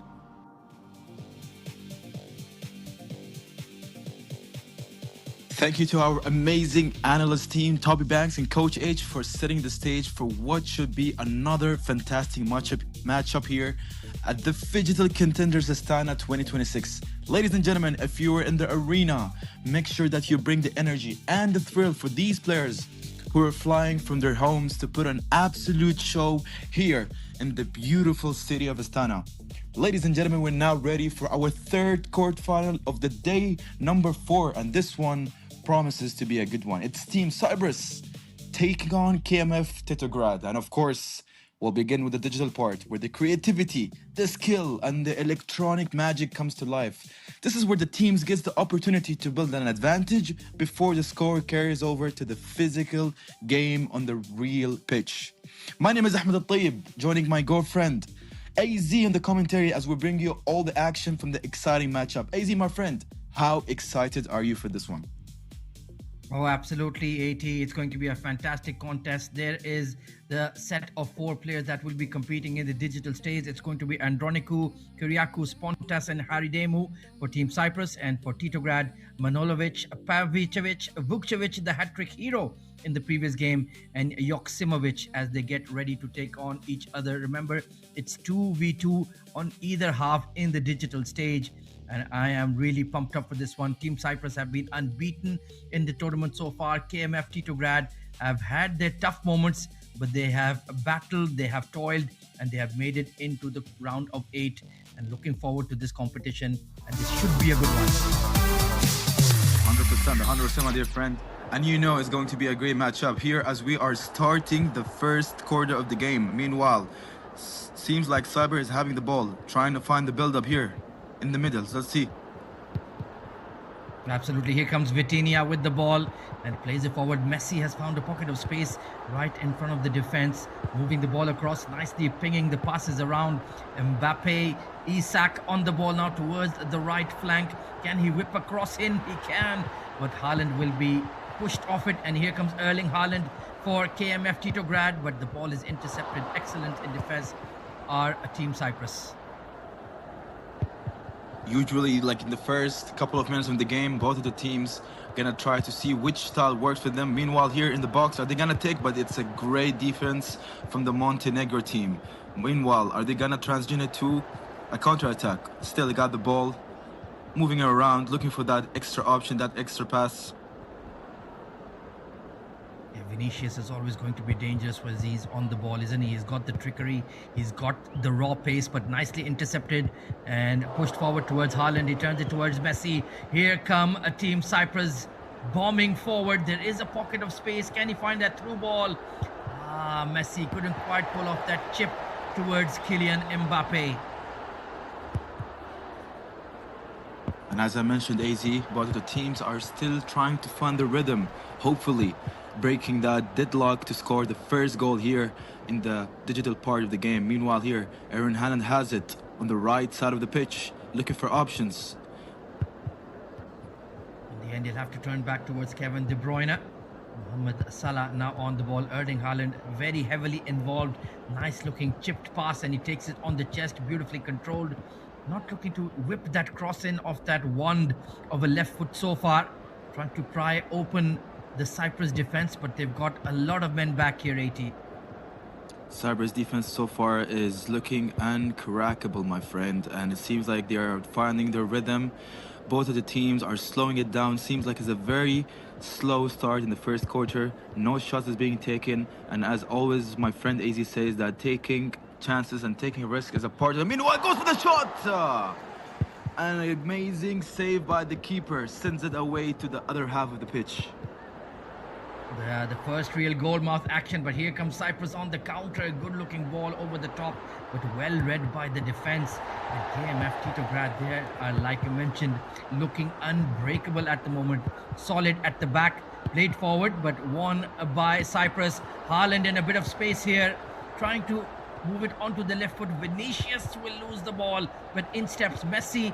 Back to Vitinha. Isak. Salah finds Isak, and a brilliant save. Courtois flings himself to his right. In fact, I think it was Alisson, and a stunning save. What a great save. I mean, like right now the team is under pressure by making these kind of shots. Look at these three, the triple trio, like when you see Vinicius, when you see Leo Messi, and when you see Haaland, you know like there's a couple of threats coming on your way. Meanwhile, slowing it, the momentum back here, trying to find what is the other option that gotta be done to score the first. Meanwhile, here in the box, they're gonna go for the shot, but Alisson with the save. KMFT so far struggling to find the rhythm, but they're doing such a great job by stopping these shots. AZ. Oh, absolutely. It was a lot of possession there for Cyprus, but they could not unlock the Montenegrin defense. Here comes Mohamed Salah, the pharaoh, the king of Egypt. But has he stepped outside? No, just kept it in. Vitinha plays it to Messi. Can he find a pocket of space? Not quite. Back to Vitinha. It's been crisp passing so far from Team Cyprus. But where will they find that killer ball? Salah trying to get it on his left foot, trying to curl it in, maybe stolen by Messi in the box. But he was offside, or was it half-time? I think the time has expired. Yes, it is. 0-0 at the break. Honestly, Cyber team is doing such a great job, AZ. I mean, the ball circulation has been excellent.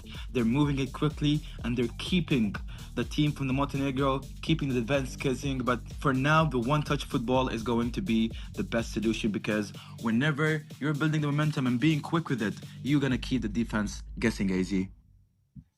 Yeah, I just feel that they keep trying too hard to find that incisive pass. Take a long-range shot and maybe the deflection can go your way. Exactly like that. You never know. That save could have fallen to somebody like Salah or Isak or Haaland, and you could have had a moment to find that first goal. But overall, very evenly balanced contest here, AT.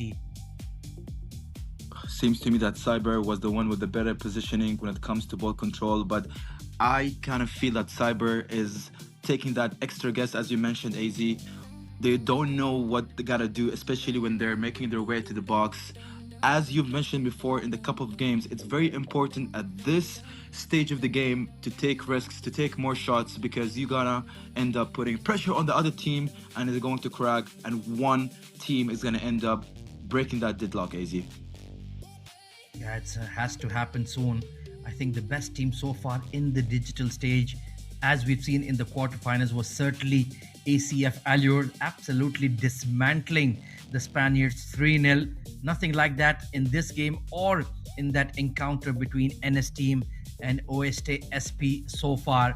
It remains to be seen who will take that slight advantage as we head into the physical stage. Heading to the second quarter, ladies and gentlemen, let's see which team is going to be having the better position in the game. Who's going to finally break the deadlock, as my dear friend always says, AZ. I am optimistic that Cyprus going to try to find the rhythm and see what they got to do before they carry that advantage to the physical part of the game. Every detail matter. Is it going to be 0-0, or one of these teams going to find the rhythm to finally score? And while we talk about rhythm, the second quarter starts, ladies and gentlemen. Right now, the team from Montenegro got it here on the left side of the pitch, moving the ball around. Oh, what a throw pass. It's going to go, but just slightly goes outside. It was a terrific idea. I just couldn't find that space.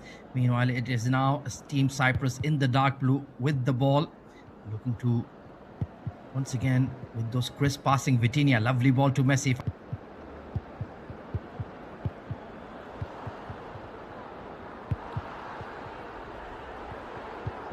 Meanwhile, Cyprus has it here in the middle.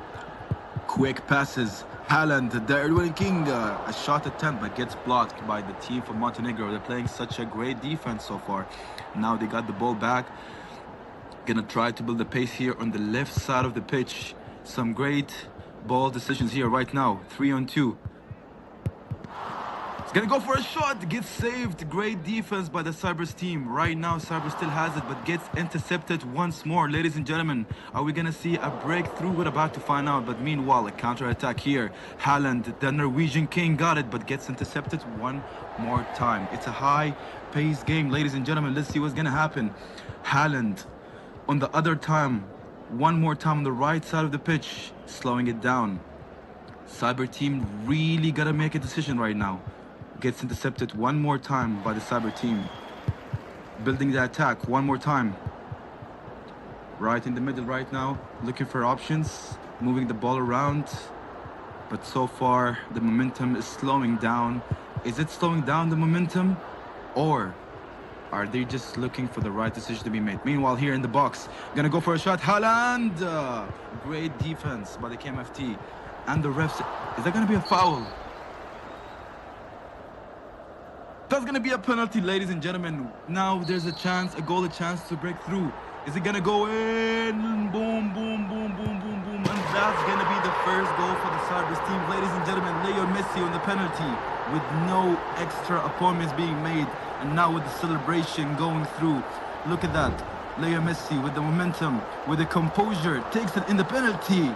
And it was right that. And that advantage, ladies and gentlemen, that's the beauty of the game. Element of surprise is always going to be a part of it. And Cyprus with the celebration and style. Leo Messi putting his team with a 1-goal lead, ladies and gentlemen. Now the KMFT team, the team from Montenegro, gonna be having a lot of pressure to get back in the game. Let's see what they got to offer. Momentum buildup is happening right now. Cyprus team with a great defense. Are they gonna stop them? Or the team from Montenegro gonna now in the box? Is it gonna go for another shot, ladies and gentlemen? Oh boy! No seconds being wasted. Leo Messi with the tie. KMFT said, listen, we're right here. We see what you guys are doing, but we're going to answer back with a goal with no seconds being wasted. Leo Messi in the right space, in the right time, with an absolute banger on the top left corner. Courtois with the shock, not being able to stop that ball with speed and full furious. And that brings a tie 1-1. Cyprus and KMFT doing such a great job in the digital part. Ladies and gentlemen, we are approaching almost the end of the second corner of the digital part, but meanwhile, it's gonna be a tie.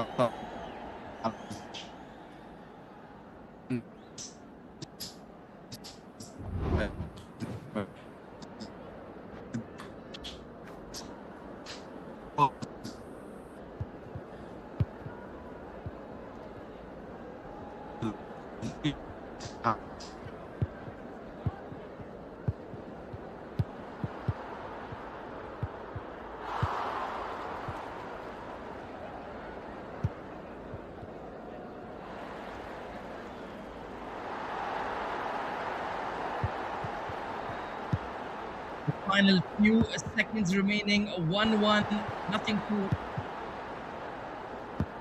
decide between Cyprus and Titograd. But here come Titograd once again.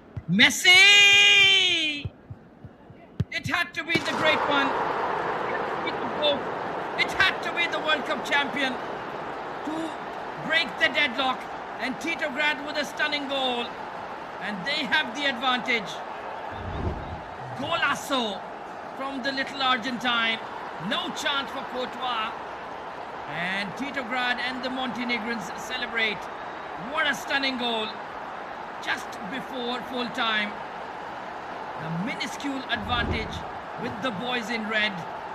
Oh, Leo, he gets his second. An absolute stunner. Could it be the difference between elimination and a spot in the semi-finals? What a goal. Can Team Cyprus respond? Time is running out. Good move here. A bit of space on the right. Salah trying to find that pass, but once again, the defense is strong. And here comes Titograd once again. Messi, the man of the moment, trying to play it forward, but nicely intercepted. And that will perhaps be the final action of this first digital stage. What a thrilling encounter. Haaland, does he have time? Can he unleash a shot? They have to do it right here, right now. Patient in the build-up and brilliant in defense. And that is the final whistle. Virgil van Dijk celebrates. KMF Titograd celebrates.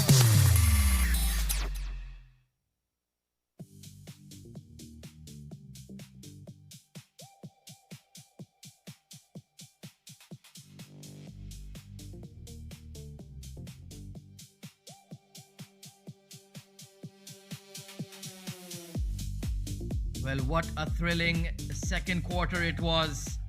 All goal-mouth action, end-to-end stuff. And in the end, they did get the goals. Erling Haaland with a shot getting blocked there, but it was given as a penalty on Rudiger. He did protest, but the referee's decision is final. And up stepped Lionel Messi, as he has often done throughout his glorious career. Dead arrow straight. And look at the celebrations for Team Cyprus. But it was a short-lived excitement, as here came KMF Titograd. Messi with the clinical finish, pure power, rocketed past the keeper. Great move. And then this one, the winner, absolutely magnificent. What a strike. And KMF Titograd celebrate.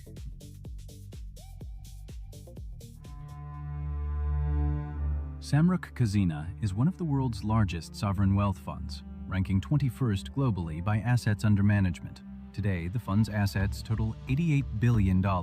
It brings together leading companies across Kazakhstan's strategic sectors and plays a key role in driving the country's sustainable economic growth. Currently, 62 artificial intelligence projects are underway, with an expected economic impact of more than $1.3 billion. Freedom begins with a choice. In 2008, we made ours. Freedom knows no borders. Today, freedom is a system that shapes markets. $2 billion in annual revenue, $9.3 billion market capitalization, 11 million customers, 11,300 plus employees, 230 offices worldwide. Freedom Holding Corp. One ecosystem, many possibilities.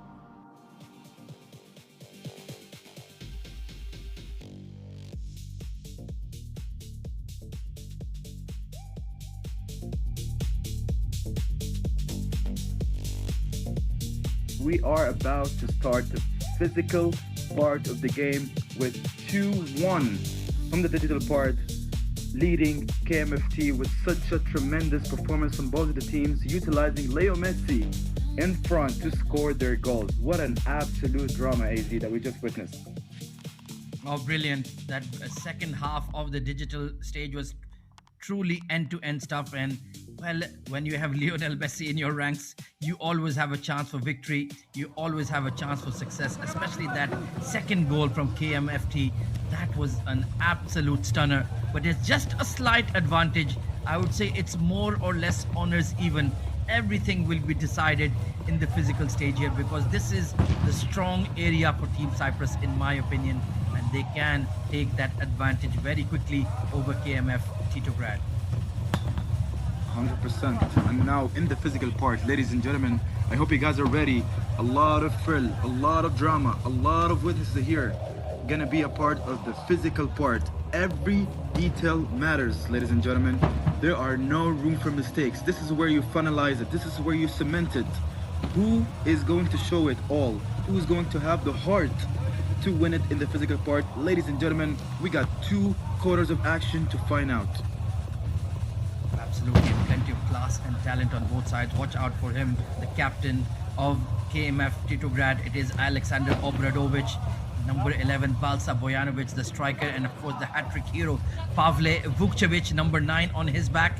And certainly Milan Sekulic, the keeper, will be quite busy because Team Cyprus have a lot of firepower with the likes of Pavlos Haridemu, Martinos Zidanos, and watch out for number 10 Andreas Kostis as well.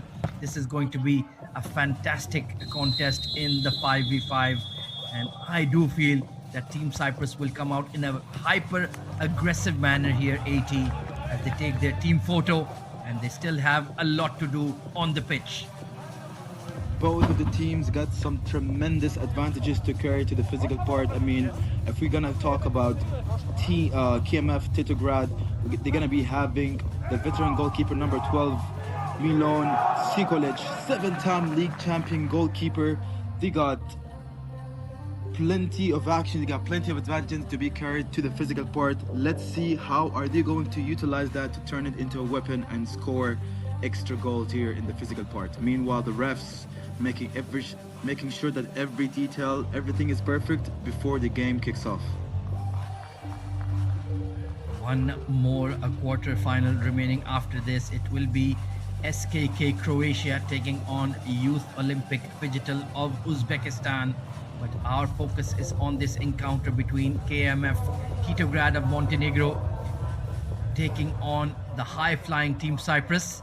And our partner in crime, Toby Banks, is a big fan of Team Cyprus. He has offered us pizza if they go all the way. So for that sake, I am backing the men in yellow. And let's see if Toby Banks is a man of his word. I mean, when it comes to that pizza part, I'm kind of dieting, so I think I gotta vouch for the other team. No, I'm just joking. Ladies and gentlemen, you know, I'll take like your it's going share. to be... I'll take your slices. I don't mind at all. No, you know it's going to be a great matchup when both of the analysis team, Coach H supporting the team from Montenegro, and we got Toby Banks supporting the team from Cyprus. I know it's going to be a great matchup, a lot of action, spectators, viewers, ladies and gentlemen, the action is about to happen. Meanwhile, we're talking here, the starting 5 for Cyprus team. We got Shenmodu, we got Zononos, we got Kostis, we got Spontas, and we got Antonio for the starting 5. For Titograd, we have Joksimovic, Bojanovic, Sekulic, the keeper, Alexander Obradovic, and watch out for number 9, Pavle Vukcevic, a stunning hat-trick yesterday, and he'll be looking to maintain that red-hot goal-scoring form. As we're waiting for the buzzer and for the action to begin, here we go. It is Team Cyprus on the ball, chipping the ball forward. A nice idea. It was a nice team move. A bit of miscommunication between number 5, Antonio, and of course, the big lad, Vukcevic. Here comes the throw. Sekulic going all the way, route 1, but only find the opposing keeper. And ladies and gentlemen, the viewers and spectators who are watching us, welcome to the Phygital Contender, Astana 2026. A small reminder that KMFT, they got the 1 goal advantage. They did very well in the digital part. And now, ooh, shot, but gets saved by the keeper. Ball remains with Cyprus. Cyprus team now, they gotta push really through right now to score the tying goal and have their hopes still alive, AZ. Absolutely, and I like that they have that sweeper keeper, Alexandros Spontas, and he's certainly trying to be a playmaker here, so they've come out with a very aggressive mindset. They're looking for goals, they're looking for that equalizer early. Good looking pass from Spontas, but the layoff didn't quite work. But they're back on the ball once again, trying to break down this stubborn Montenegrin defense. Cyprus looking really great. It seems like they know what they're doing. The ball movement is there. The composure is there. KMFT really got to fight through right now to break that pressure, or else Cyprus FC is going to score the tie. Meanwhile, looking for options. Is he going to think about it? He's going to go for a shot, but hits the board. It's not even close to the goal. Yeah, all Montenegrin defenders in their own half. Alexander Obradovic battling on that left flank. It's getting a bit tight in there, and in the end the referee has had to blow his whistle and calm the boys down.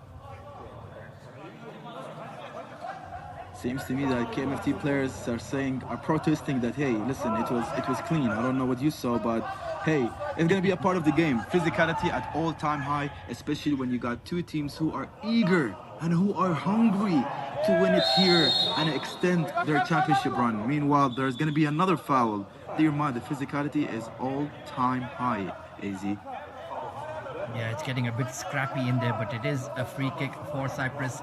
Pavlos Haridemou standing over it. Obradovic, well, he is a scary character to say the least with that big bushy beard, but he certainly does pack a punch when he flies in for those tackles. Let's see if they can take advantage of this set piece opportunity. Looking for their striker, who will be the one to finish. Let's see, or maybe he can just try to sneak one through the legs of Sekulic as Haridemou shapes up and plays it low, but straight back to Spontas they go. Good looking pass, but well intercepted there by Vukcevic. And here come the Montenegrins on the left flank. There is some space, but well blocked. Excellent defending by Kyriakos Antoniou. What a great build-up. Oh, go for a shot, but gets saved by the keeper. What a great job by the keeper of Savda's shot. Looked very strong. It was with one direction, and the ref says that's going to be another foul. I think that was right. He was just pushing a bit too much on Obradovic. Spontas will just need to clear his lines here. Was threatening there Vukcevic. And possession is with KMF Titograd. So far, going according to plan here for the men in red. Sekulic getting himself in a bit of trouble here. And he does really well. Oh dear, he got himself into an almighty tangle there, 18.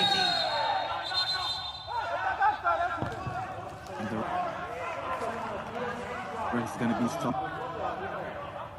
That's going to be a Lord for Pavlos. Haridemou, one tackle too many, and in the end the referees have lost their patience with him.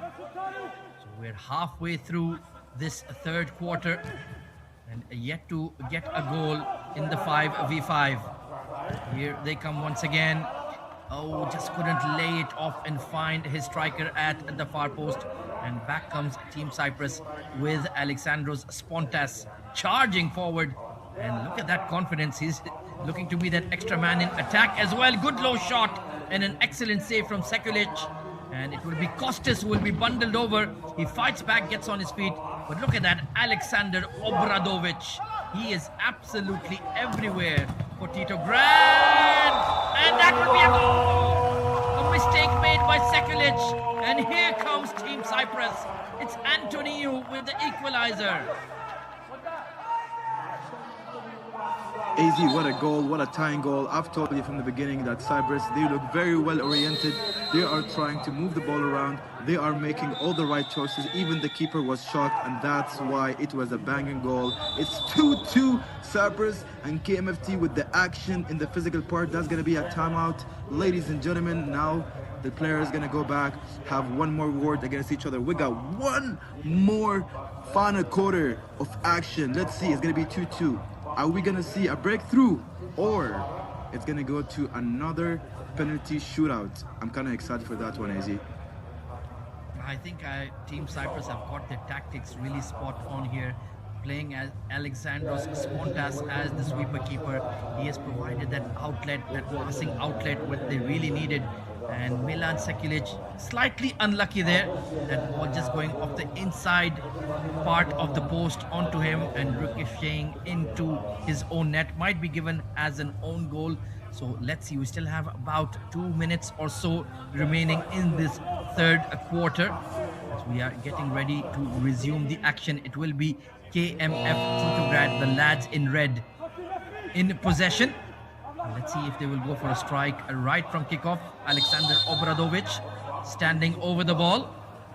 And no, he'll just work it to a striker. Good looking shot, but well blocked by Haridemou. And here come the Cypriots charging forward. Good pass for Kostas. And trying to bounce it off the backboard, but it will find Obradovic. And they'll just shove him off the ball. And the referee says play on. It's getting physical literally out there. Ooh. Beautiful back kick with the heel. I mean, you can clearly tell how talented these fellas are, trying so hard right now to be physical without scoring goals. Hey, it's getting scrappy right now, but the ref did a great job of stopping these players from fighting each other. I know the physicality is going to be at all-time high. It's 2-2. It's a very tight game. The smallest details, they do matter right now. Ladies and gentlemen, to remind you, it is time to go hard or go home. There are no room for mistakes. I'll tell you what, Alexander Obradovic is just getting a taste of his own medicine. He's a very physical, hard tackling player in his own right. And let's see what we can see here from Bojanovic standing over this free kick. Alexander, great pass, and what a goal! KMF Titograd back in it with a stunning team move. And of course, it had to be the hat-trick hero of the previous round, Pavle Vukcevic.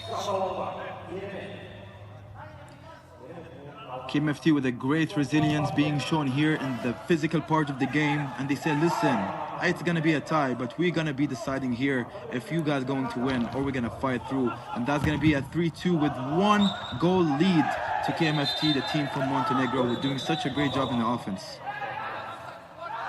That was perhaps the best team move goal we've seen in the entire competition, because there were 2 men in the wall there, as you saw, AT. So they had that man advantage. Very smart 5v5 futsal coming in from Titograd. And here comes Spontas. He's off the ball to Haridemu, looking for Costas. Might have hit his hand there, but the referee says play on. And that's a back pass, surely. Yes, it is. Indirect free kick coming in for Cyprus. And it's kicking off here in Astana. The passions, the emotions are running high. And even the keeper is being fed from this physicality and just being scrappy. I mean, look, they're pushing each other. Sounds to me like it is clean, but it's just going to be an all-time high. And now, as you said, it's going to be a direct foul here to be taken. Let's see what happens with 54 seconds remaining on the 3rd quarter. Both teams, all-time high physicality. And guess what? That's going to be another booking with another yellow card to match their jersey color. Well, we've seen more cards than goals in the quarterfinal stage, to be very honest. So here we have Kyriakos Antonio, who's gotten the booking, just having too many words with the referee, and in the end he said the only way to keep you quiet is to give you a card. So let's see, can they capitalize on this free kick opportunity? We have Zenonos there as well. And Sekulic's trying to jump out, but he has to head back. And well blocked in the end by Titograd. And the ball goes out of play. Solid wall defense by KMFT. Right now they're doing their absolute best to have that 1 goal lead, because I know Cyprus right now, if they play the way how they're playing, I guess we're going to see the tying game very, very, very soon, AZ. Good looking shot from Haridemu, but well blocked. And here comes the counter-attack. Bojanovic just couldn't turn onto his right foot. An excellent defense by Costas. And it's going to be another booking. It's getting heated out there, AT. I think we might see a few red cards coming in the 4th quarter. And as you mentioned, my dear friend AZ, I think the number of cards we are seeing right now is more than the number of goals. This is, if it keeps going like this, the players are going to start being sent back to the bench. So a bit of an injury concern there for Balsa Bojanovic. He is part of the Montenegrin national futsal team as well. And they need him fully fit, because he is one of their key players alongside Vukcevic and of course Alexander Obradovic. It's a slight advantage, very, very slight advantage for KMF Titograd as the final few seconds remaining in this 3rd quarter. Can Team Cyprus equalize before the break?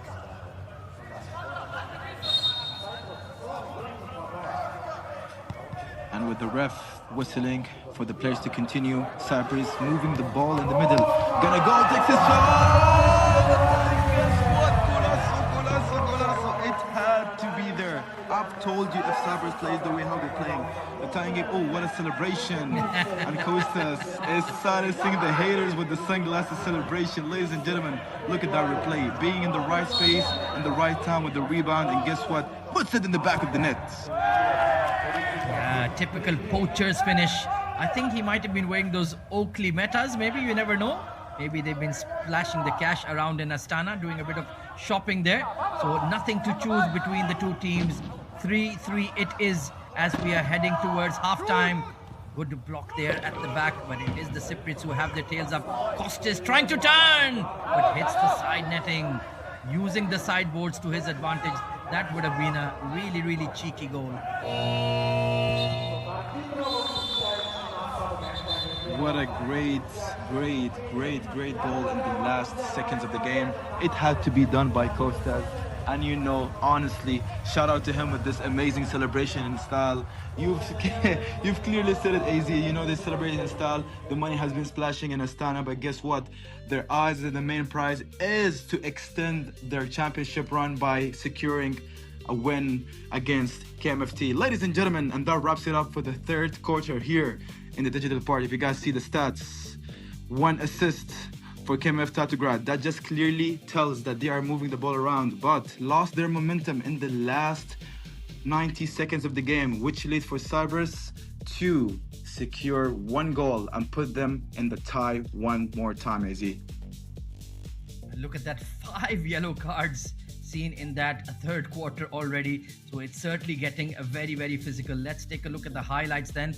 It was Team Cyprus who was slightly behind as we kicked off, and they came out with that right intent, that attacking mindset, and that eventually paid off. It was Pontas, the sweeper keeper, with a good-looking ball. Great save there by Sekulic, and Andreas Costas. He was a real menace throughout the third quarter, wasn't he?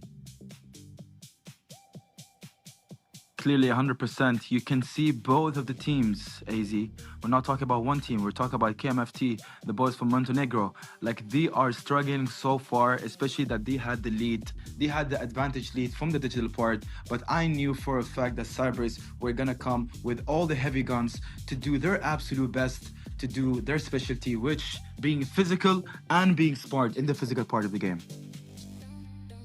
This was that cheeky back heel from Costas. He was a real live wire, and this was a beautiful team move off that free kick. Obradovic finding Bojanovic, and he found, Vukcevic, and he found the back of the net, just flicking it on, and that was a well-worked routine. There was an indirect free kick coming in for the Cypriots as well, but they could not maximize it. But this was that poacher's finish coming in from Costas just before the halftime whistle to make it 3 goals apiece. And that celebration, yeah, I'm keeping him quiet. Back to live action. Any predictions for the next 5 minutes? I would clearly say, dear AZ, that if Cyprus play the way how they're playing right now, Cyprus is definitely going to clutch a very big win against KMFT, especially that both of the teams are being highly physical. They're trying to do the right decisions. They're trying to move the ball around. But Cyprus FC, let me remind the spectators and the audience who are watching us live that the Cyprus FC, they got the advantage of the sweeper keeper. That means 1 extra man forward that knows how to look for that extra pass, which leads to creating opportunities. Let's see what happens. We got 5 more minutes to find out who's going to win it all. Is it going to be a tie, or is it going to be another penalty shootout, which I'm excited for? We are about to find out, my dear AZ. Well, the most anxious people right now are the lovely people on the island of Cyprus, and our very own Toby Banks cheering on for the men in yellow. Here we go then. It is KMF Titograd on the ball, building up from the back. Good looking through ball, and it's another goal. Beautiful team move. That killer pass from the back, and this time it's Balsa Pavicevic who gives KMF Titograd, pardon me, it's Alexa Joksimovic who gets the goal. And by scoring that goal, Cyprus FC is officially under a lot of pressure on the shoulders right now. They got to answer back. They got plenty of time, but they need to reassess their movements, or having that sweeper keeper is going to be a gambling strategy. But listen, as long as that allows them to move the ball on the other half of the pitch, that's going to create opportunities. Meanwhile, talk about opportunities. Costa's going to go for a shot, but that's going to be a far, and the ball goes back to the team from Montenegro. That was a massive chance wasted by Costas. I think he's a natural left footer, quite ungainly, striking the ball with his right foot. Oh, what are you doing there? Watch out there, Spontas. Just ricocheting off the boards towards him, but he's now back onto the ball. Here comes Antonio, the playmaker, trying to make something happen here. They've got Zenonos back on the pitch. Spontas with a weak shot, and the goal is exposed. Oh, this could be another booking. This might even be a red card here, AT. But was that an attempt to was that a strategic attempt of stopping the ball so they can allow their keeper to get back to the goal, or was it like an authentic attempt of genuinely stopping the ball? Let's see what the ref got to say. Costas goes up with slightly getting up, but seems there is no injuries. That was a very hard fall here, and the ankle. Hope the players are doing okay. Still plenty of time remaining on the clock. That's going to be a foul for Cyprus. Let's see what they got to do. In fact, it's given against Titograd, the foul given on Bojanovic. So here we go, another set piece opportunity. Aridemo, great save by Sekulic. And they will clean it up. But that was a brilliant save by Milan Sekulic in the Montenegrin goal. And here comes Spontas looking for Haridemo on the right flank. We have Antonio in the middle of the pitch and Zenonos to his left. And that's a poor ball, a sloppy ball. Joksimovic pushes it forward. And another goal! Balsa Bojanovic doubles the lead for Montenegro. And that's going to be one more goal to extend their lead, to have the advantage against Cyprus FC. Ladies and gentlemen, we're seeing a lot of drama. Look at the reply right here. What a beautiful through pass. And he was in the right space and the right time to end it with the banger. Ladies and gentlemen, I don't know how Toby Banks is feeling right now, but I know his pizza run is going to come to an end if Cyber FC doesn't fight through. Well, a good interception there by Kostis. Here comes Zenonos trying to find a bit of space. Haridemo, good looking pass off the sideboard. Kostis, Haridemo, they need to unleash a shot quickly. They cannot find any space. Brilliant tackle coming in from Vukcevic. Now he's on the defense. Obradovic trying to clear his lines, but the ball will head back to the Cypriots. And here comes the sweeper keeper, Alexandros Spontas. Zenonos, but it goes just wide of that right upright. That was pretty close. It's all end-to-end stuff at the moment, AT. I can clearly see that KMFT is utilizing that sideboard to do that extra pass, bounces back and just finds the right middleman. And they are spamming a lot of throw passes. As you guys can know, 5-on-5, it's about being in the right space, in the right time. There's no such a thing as offside, so they gotta be quick, they gotta be explosive if they want to utilize that extra long pass to end it with one goal. And now, as we are talking, ladies and gentlemen, the players are gonna have a quick chance to get hydrated, to speak it through with their coach to see what gotta be done. Cyber FC, under a lot of tremendous pressure, they gonna score.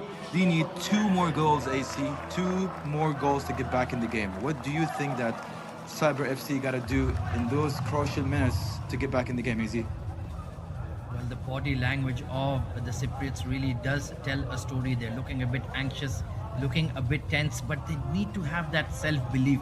We saw how the way NS team from Argentina came in and fought back till the bitter end, and they managed to get those goals they needed to tie the match with them and OST SP. So it can change very, very quickly in a split second, and they have plenty of time to find 2 goals as we resume the action. 2.5 minutes to go in this 4th and final quarter. Haridemo looking for a shot, but it will be blocked off, and it's going to be Antonio who works the ball to Spontas. He's surging forward. Haridemo, it's a weak shot once again.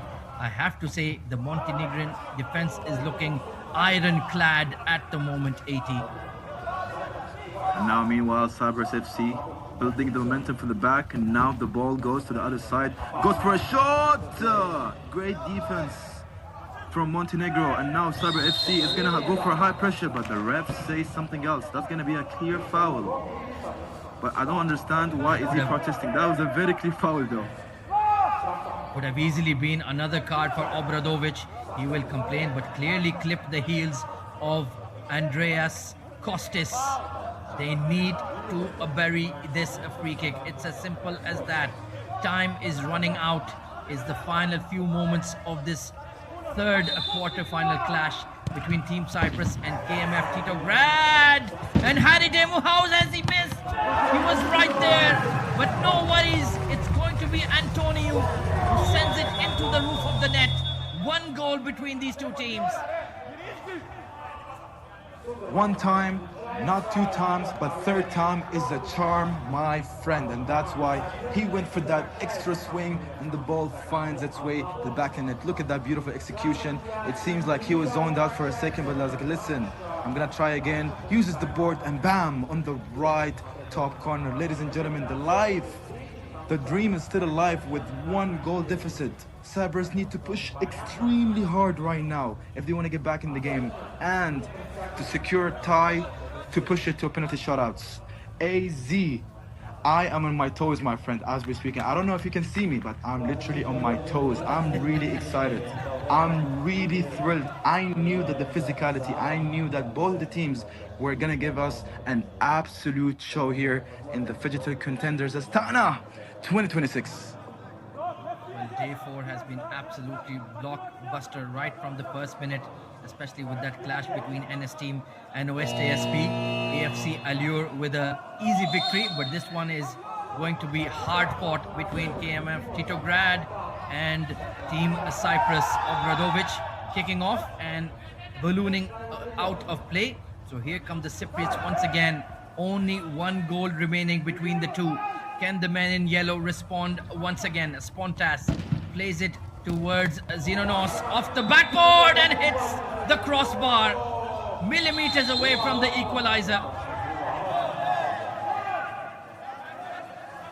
And I'm going to be having a bet with my dear friend Coach Edge from the analysis team. Gotta be creative, understand. Thank you for the feedback. Meanwhile, look at the reply, but that's gonna be hitting the woodwork, and that's unlucky. Meanwhile, here right now, Cyber FC got it. Go for that extra shot, but the save is there. What a tremendous work from the goalkeeper with 1 minute and 23 seconds remaining. It's going to be an absolute barrage of shots coming in from the Cypriots. Another low pass attempted. There was Xenonos on that far post. Almost found him. Time is starting to run out for the men in yellow. They need the equalizer right here, right now. Antonio to Spontas. Good pass to Haridemu. He turns. He shoots and he equalizes. Game on. Vamos, vamos, vamos, vamos. I've told you, AZ, that if Cyber play the way how they're playing, they're going to get back in the game. And guess what? They managed to score not only 1, but 2 in a very crucial time of the game. Ladies and gentlemen, it's officially back. It's 5-5. Cyber FC against KMFT with only less than a minute in this game. Is it going to be pushed to a penalty shootout, or are we going to see 1 goal to break the dreams of the losing team and send them back home? AZ, listen, I've told you before. I'm telling you once more. I'm not on my toes anymore. I'm literally jumping. What an absolute show here we're watching right now. It's been a fantastic 5v5 battle between KMF Titograd and Team Cyprus as Obradovic moves it forward. Spontas will look for that early pass to Xenonos, taking a bit of a risk, but the nutmeg comes off. Great tackle by Obradovic. Here come the Montenegrins, and a great block, a match-saving block coming in from Antonio. It is absolutely end-to-end stuff at the moment. And here comes Team Cyprus once again.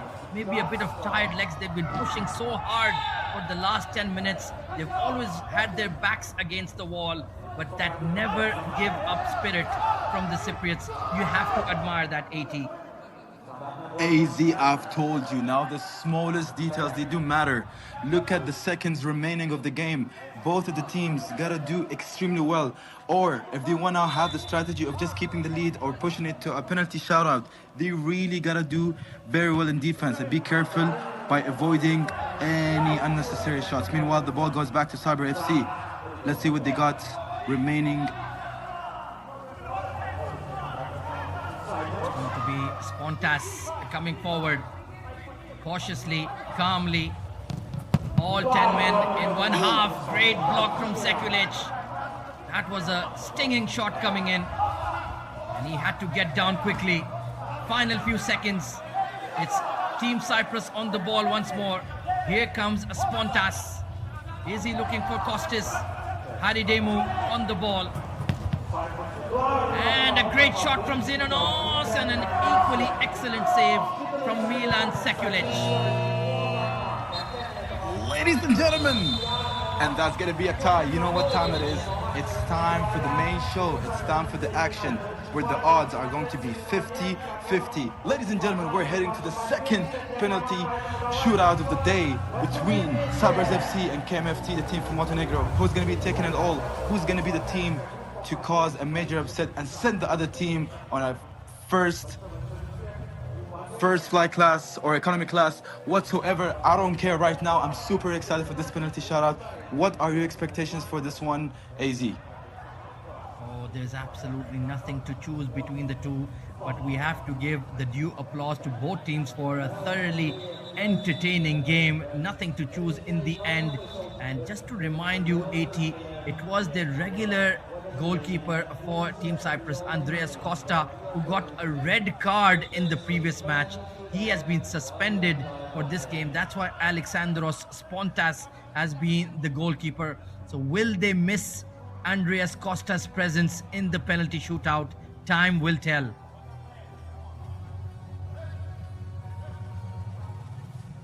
And as we are getting ready, both of the teams making their way now, making the official coin toss to see who's going to be starting first. And now the ref is asking, would you rather choose the side or the ball? Well, what would you be thinking in this kind of scenario, AT? Do you want to shoot first, or do you want to be sending your goalkeeper first? I would definitely say I'm going to start with the advantage of shooting first, because if I believe I'm a great kicker and I know I can score it, I'm going to have the advantage of putting my team on the lead with one penalty. Of course, if you score a penalty, you're going to put a lot of pressure on the other team. It does make sense. But ladies and gentlemen, it's time for penalty kicks. You can throw away all the stats. You can throw away all the tactics, because now it's all about the nerves. One kick, one save, one moment. This is all it takes to become the hero or suffer a heartbreak, AZ. Well, here we go then. It is going to be Team Cyprus who have decided to kick first, and it is this superstar Andreas Kostis who will be stepping up, and Milan Sekulic for KMF Titograd in goal. And we just saw between the breaks it was going to be Antonio who is wearing the goalkeeper's jersey for Team Cyprus. There you can see to the top right of your screen, and we are all in readiness. Kostis versus Sekulic for the first penal of this third quarter final. Golazo! It was never in doubt. And Kostas, with the nerves being calm, saying, listen, I got it easy. Sends it to the left side and tricks the keeper by diving to the other side. Now, KMFT with the penalty. Let's see what they got. Are they going to score it, or are they going to miss it, AZ? Easy peasy lemon squeezy. Here comes Alexander Obradovic. In goal is Kyriakos Antonio. Here we go. Obradovic. He's feeling the pressure. I'm not sure about his body language here. And goal. No worries. Outfoxes the keeper. Buries it. 1-1. Flawless execution. Sends it to the right side. And guess what? We are on a tie, baby. Ladies and gentlemen, it's 1-1. Now Cyprus is going to take it here. Second one. The calm's being nerved here. Goes up! Oh, that's going to be a save. Saved by Sekulic. He went for power rather than placement. And Milan Sekulic has blocked it. And now the pressure is on Team Cyprus. AZ, my friends, this is why we love football.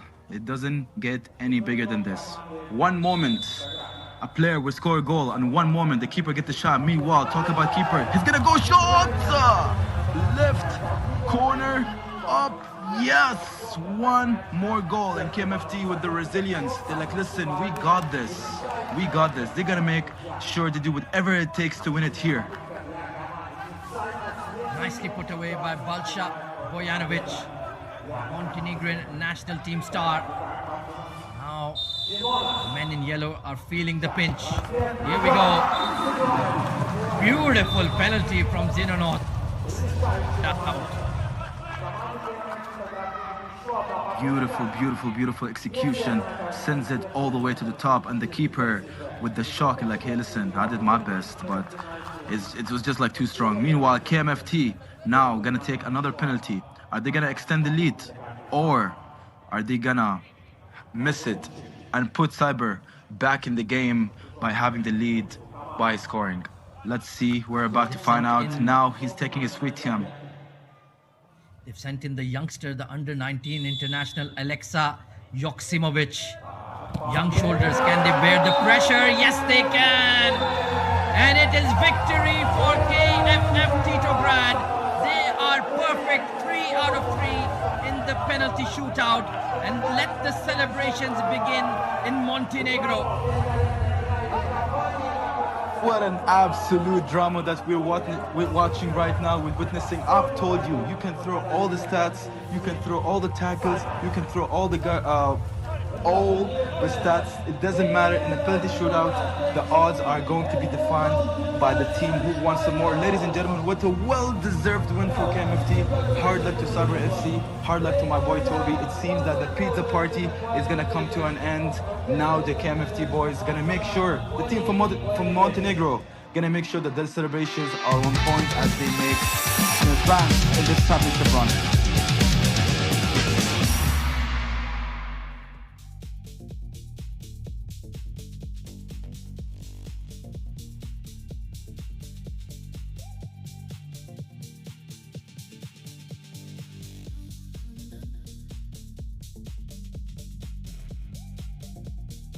Well, what an unbelievable game of 5v5 we witnessed here. It was, the pendulum was swinging between the two teams relentlessly. That was a fantastic finish coming in from the youngster Yoksimovic.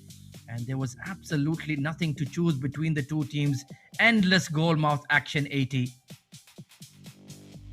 Now, if you guys went for a quick break to sip some water or to get some snacks, you get to watch the replays to see what exactly happened with this tremendous performance for both of the teams, taking shots on each other, being physical at all-time high. They both are aware the stakes were high, and that's why we just witnessed a great, tremendous effort from both of the teams, doing what they love, trying to win it here.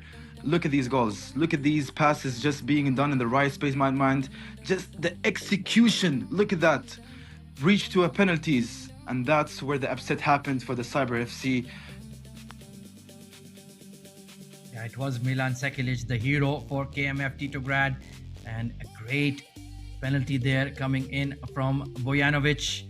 Milan Sekilic, they could not save that one, but this was the one that sealed the deal. The teenager Yoksimovic starting the celebrations in Titograd. Honestly, this has to be one of my... Samruk Kazina is one of the world's largest sovereign wealth funds, ranking 21st globally by assets under management. Today, the fund's assets total $88 billion. It brings together leading companies across Kazakhstan's strategic sectors and plays a key role in driving the country's sustainable economic growth. Currently, 62 artificial intelligence projects are underway, with an expected economic impact of more than $1.3 billion. Freedom begins with a choice. In 2008, we made ours. Freedom knows no borders. Today, freedom is a system that shapes markets. $2 billion in annual revenue, $9.3 billion market capitalization, 11 million customers, 11,300 plus employees, 230 offices worldwide. Freedom Holding Corp. One ecosystem, many possibilities.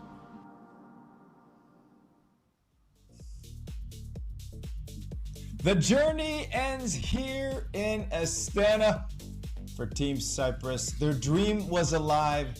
Their moments were memorable. But today, the final chapter was written. Toby, I'm sorry. I'm more upset that I won't get my pizza. But that's okay. That's okay. Tough one, but an exciting game nonetheless with the penalty kicks and everything else. What a game. I'm not impressed. I'm not happy. I don't want to talk about it. I feel like a diehard fan, and it's just been stripped away from me. All the glory Team Cyprus, what they did on the first 3 days, I know that they didn't play yesterday, so the first 2 days that they played, the digital football, it was beautiful. The physical football, it was beautiful. Even today, just losing 2-1 in the digital stage cost them because they dominated the physical game 4-3. Penalties is always unfair when you're on the wrong side of it, but there's nothing else we can do. Look, it's luck of the draw. We've got to move past it. Team Cyprus is going home, and Titograd are the first team in the second semi-final, all the way from Montenegro. I didn't actually expect them to make it this far, but, you know, defying all of the odds, and they'll be playing the winner of SKK against Olympic. Phygital, now we need to debrief what we just saw. Cards, saves, goals galore. That game, I think, has been the most versatile of the lot. 100%. And don't forget those yellow cards, 3-2. We had 5 yellow cards in that game. We talked about how the tempers continue to rise because the pressure is rising as well. I mean, it was such a tremendous game, even as we're going to go take a look here at the digital side. Really just, again, play after play after play. We talk about it all the time. Just not getting enough goals. But of course, I think it's easy, but it can't be that easy if these scores are that low. I don't actually know if this was the first penalty of the digital stage, and I don't know if we've had a penalty we've had one penalty in the physical, I can tell you that for a fact, but that might have been the first penalty in the digital, and it was so important for Team Cyprus. You saw how much it meant to them. They were passionate, but Titograd are passionate. We spoke before the game about passion, the hope, the glory that they want, and the only team that came out victorious, Titograd. I still can't believe it, but we will be seeing Pavle Vukovic tomorrow after getting his hat-trick yesterday. Did he impress you today, or was he a bit of a blinder? I think he was okay. I think the thing is about this game altogether is that when you really look at it, no one is playing at their highest level, right? Right now, everyone is just playing at a level because right now it's survival and it's exhaustion. So these are the things that are coming in place. So now the timing, how are we playing together? I mean, obviously the tempers are rising all day today and it's causing some uneven play, but then the uneven play is now also causing this great physical matchup where we're getting on the field, where people are pushing, throwing each other down. Listen, dare I say it? I think a couple of players fell down with fake cramps. Not calling them out. I'm just saying they're trying to do everything they can to get rest. Yeah, well, with my favorites being out of Team Cyprus, Titograd will play, like I said, the winner of SKK against Olympic. Phygital, if you're one of the members on behalf of either the coaching staff or even a player, maybe even the physio or someone who's just joined the team for a bit of fun, who do you want to play in the semi-finals? Is it the lads from Croatia of SKK or all the way from Uzbekistan of FC Olympic? Because I think the most dominant powerhouse now in the tournament have to be ACF Allure, sorry. No, you are absolutely correct. I think this next game, what's very interesting is SKK, they are very physical, right? They have big guys on the roster. And you look at FC Olympic Phygital, they're not quite as big, but I think technically they're more sound. And I think that is going to play a big part. Remember, they have a great goalie in Sunat Anvarov, who's done a great job all tournament long. And then they're going to sit here and it's, Jakov Mise from SKK, who's done a nice job. They've been in the mix of it, but remember, I don't believe SKK is a big-time offensive team as well, too. Yeah, no, that's something that we definitely need to take into consideration for, obviously, what Titograd will be thinking about their opponents. They'll definitely be watching this one with an eager eye. They might even tune into the stream, so our commentators of both the Ahmeds need to be very switched on for the final draft, and we need to now go back to what we saw today. We started off the day with a 3-3 draw of NS team against OSDSB, but we had to say goodbye to the Brazilians through a penalty shootout. Then the second game earlier at 1:15 p.m. was a win for ACF Allure 5-1 against no-name team. We just saw Team Cyprus crumble at the expense of Titograd on penalties as well, and let's get our fourth and final one out of the way. We've already said goodbye to 3 teams today. We started with 16. We are down to 4 after this one. These teams that we are going to see tomorrow are truly, well, they have to be the most deserved to be in the position that they are in, would you say that the quality that they have possessed on and off the pitch has been miles clear of the teams that we saw leave us on day 2? I would say yes. I said because the teams that left day 2, they were very inconsistent, and physically they just weren't built like these teams right now. And so that's the overwhelming theme for me as I take a look at this as an analyst. The size matters of these players. They're bigger, they're stronger, allows them to play at a higher level over the longer course of this type of tournament, where it's day after day after day. You're not sleeping in your own bed. You're eating food that is different from your homeland. And that are a bunch of things to really consider when you are playing in this type of competition. Let's actually talk about that. We spoke about change yesterday, but we might have some new viewerships now. So let's highlight that again. Having that change, the change in nutrition, change in environment, maybe a change in team. You know, there could be 1 or 2 new oncomers onto your team. Being a foreigner to the country, even having to come all of this way, it's really important to understand that, yes, it's the same for everyone except one, which is why I would say ACF are the powerhouse. You know, there was fans coming into the stadium today to cheer them on. You know, this second semi-final we're talking about, which will be either SKK or Olympic playing Titograd, they know that the winner of that is in the final, and it's most likely going to be ACF Allure. Look, I was wrong about my prediction of Cyprus, but that doesn't mean the first 2 this morning go out of the window. I am 2 for 3, and I'm looking to be 3 for 4 with a win for SKK. Well, the crystal ball you have is absolutely amazing. Now, when you talk about the rest part, right, let's just play this out real quickly. So if you come from across the world, 8, 10, 12-hour flight, you land, you're tired, or you sleep on the plane, you got to stay awake, and you got to stay awake and try and get on the regular clock, right, to sleep.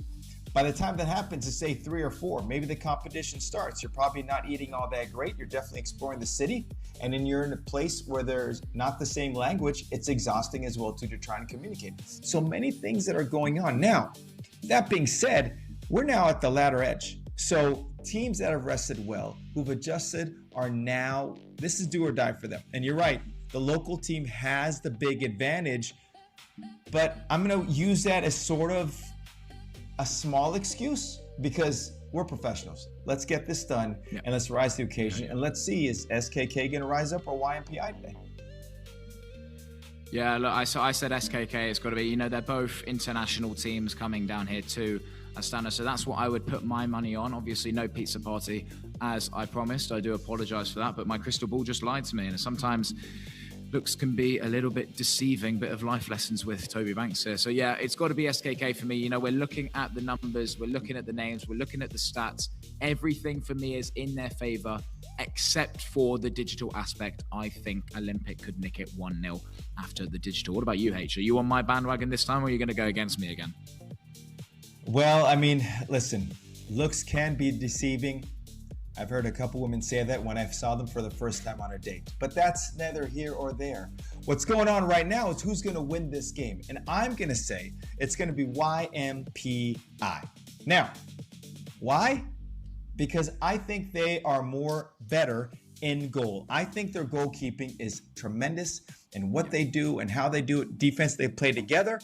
SKK, yeah, they're bigger, but I don't know. I really just believe FC Olympic Phygital has the edge. I think they're better, a little better offensively in terms of the fluidity. When you have that combination, I got to go with those guys. Well, you talk about whether the size that we're seeing on the pitch is truly important. It is only 5v5 futsal. You know, we're seeing the walls in play. We're seeing the goalkeepers in use a lot more than normal. It's very rare when we see a high ball coming down and you've got to control it down or get the header on there first. You know, there's no corners. It goes straight for a goal throw. So there's lots of different routines for someone who's not very familiar with 5v5 foot. So I'm sure a lot of these players would have transitioned from traditional 9-a-side football or 11-a-side football into the futsal, whether it's like speaking a language, as you said there. Is this their first language, or have they shown up just for the event? Well, no matter what they've done, it's definitely working to have made it to this stage in the tournament. We've just got a couple minutes to go until the fourth and final game of day 4 here in Astana. What a day it's been. What a day it's been. And I think we've got time to reflect on one thing and one thing only. H, we've got 4 days behind us so far. What has been your favorite game? Wow. Today's game, the first game for SCSP and the one that we just finished. I mean, I think the penalty kicks just gives it just another dimension, but it wasn't as if it was a tie game the whole entire time, right? It was toward the end, both teams rose the occasion to bring the game even. And now all of a sudden you're dealing with that mental fatigue. And now we're going into penalty kicks. There's so much going on. But those two games earlier today, NST versus OSP, and of course CYP versus KMFT, those two by far are my favorites. And do you see this one going the whole way to penalties? Obviously, we've seen two today. You enjoy the penalty shootouts. Obviously, you just said then your two favorite games have been the penalties. Yes, it's tight. Yes, it's action. But sometimes we want to see a clear winner, a deserving winner. So how do you see this one going? No, I think this one is not going to reach there. The final score will be 5-3. It will be FC Olympic Phygital with the victory today. That seems to be your favorite scoreline, but don't fix it until it's broken. We've seen it enough times, not today, but over the last couple of days. A 5-3 is a very common result, and we are just waiting for the players to come out now, which could be, for one of these teams, their final time of the tournament. Over to you, Ahmed and Ahmed.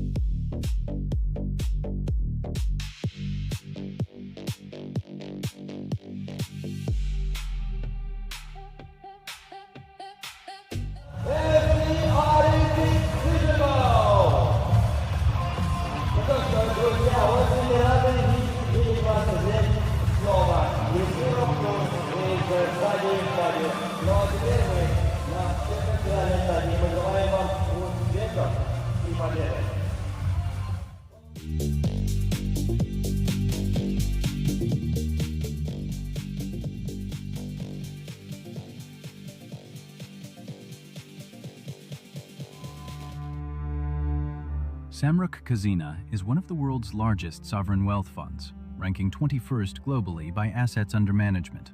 Today, the fund's assets total $88 billion. It brings together leading companies across Kazakhstan's strategic sectors and plays a key role in driving the country's sustainable economic growth. Currently, 62 artificial intelligence projects are underway, with an expected economic impact of more than $1.3 billion. Freedom begins with a choice. In 2008, we made ours. Freedom knows no borders. Today, freedom is a system that shapes markets. $2 billion in annual revenue, $9.3 billion market capitalization, 11 million customers, 11,300 plus employees, 230 offices worldwide. Freedom Holding Corp. One ecosystem, many possibilities. Ladies and gentlemen, welcome back to the Phygital Contenders Astana 2026. We've reached to the final quarterfinal matchup of day number 4, and what a game we have coming for you. It's called Yekatik taking against FC Olympic Phygital with one very important prize on the line, a place in tomorrow's semi-final against KMF Titograd. And now what makes this matchup so interesting is that both teams have shown throughout the tournament that they have an incredible, dangerous physical part of the competition. They got the intensity, they got the discipline, and the ability to step up when the game moves up to the screen, to the pitch. But before we get there, we got the digital battle, and that's the big question for me today. My dear AZ, it's been an incredible day for us. We've seen some great football, big moments, and a few surprises along the way. What are your thoughts heading into this one, my friend? Well, absolutely. I think SKK are the strong favorites in this quarterfinal matchup here, 80. But it's been a day of upsets as well, as we've seen Team Cyprus getting knocked out by KMF Titograd. Can we see another upset here with FC Olympic Phygital of Uzbekistan getting past SKK? Here we go then. Live action in the digital stage begins. It is SKK in the dark blue from left to right of your screen, building up from the back. And let's see if the Croats can grab an early goal.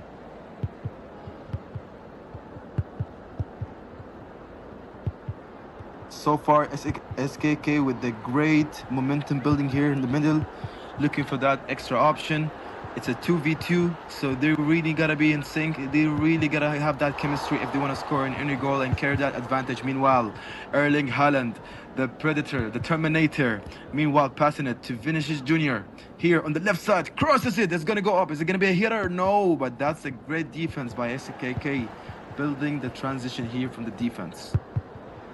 Yeah, excellent attack created there by the Uzbeks, and could easily have had one of their strikers on the end of that cross.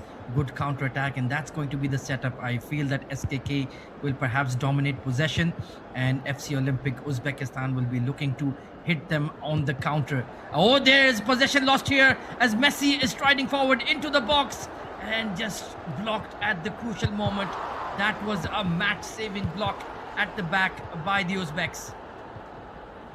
You don't get to see these chances a lot, so whenever you get these chances, you really gotta take your sweet time by selecting the right choice of shot, because listen, you might not get another chance like that, my friend.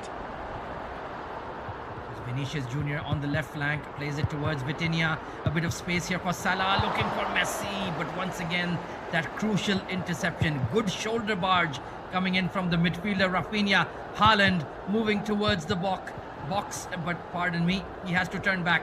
Vitinha will reload. Salah, the Prince of Egypt, looking for Messi. Messi in the box. Messi shifting onto his left foot. But once again, he's being crowded out here by the Uzbeks. Messi! And a brilliant save. And that would have been the digital goal of the tournament, my friend. Messi is just like going through them like an instinct. It's just like playing with that flow, destroying the defense, but couldn't finish it with a great save from the goalkeeper. Meanwhile, SKK takes the ball back on the left side of the pitch, looking for options. You know, like they're slowing it down. Meanwhile, Erling Haaland, is he gonna finish it? The ball still got it here with SKK, but gets intercepted for Olympic FC with the great defense. Oh, Haaland has Erling got some Haaland. space here Is for he the gonna win it? Uzbeks, and he rounds the keeper. Against the run of play, it is FC Olympic who take the lead with the Viking from Norway.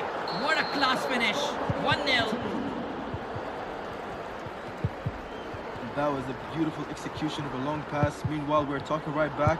SKK is trying to build the momentum to score with a quick goal before it ends with a 0-1 in the first quarter of the game, AZ. Yeah, that came completely out of the blue. And that is what we were expecting, that devastating counter-attack from FC Olympic. Vinicius! And another brilliant save. Wow, Thibaut Courtois is turning it on.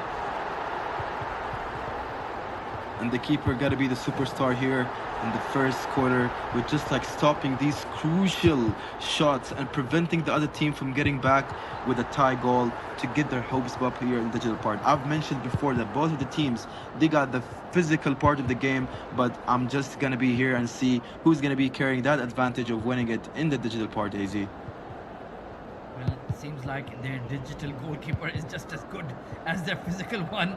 Maybe it's Sunnat John himself who is controlling Thibaut Courtois here. As here come the Uzbeks. Lovely passing down the right flank.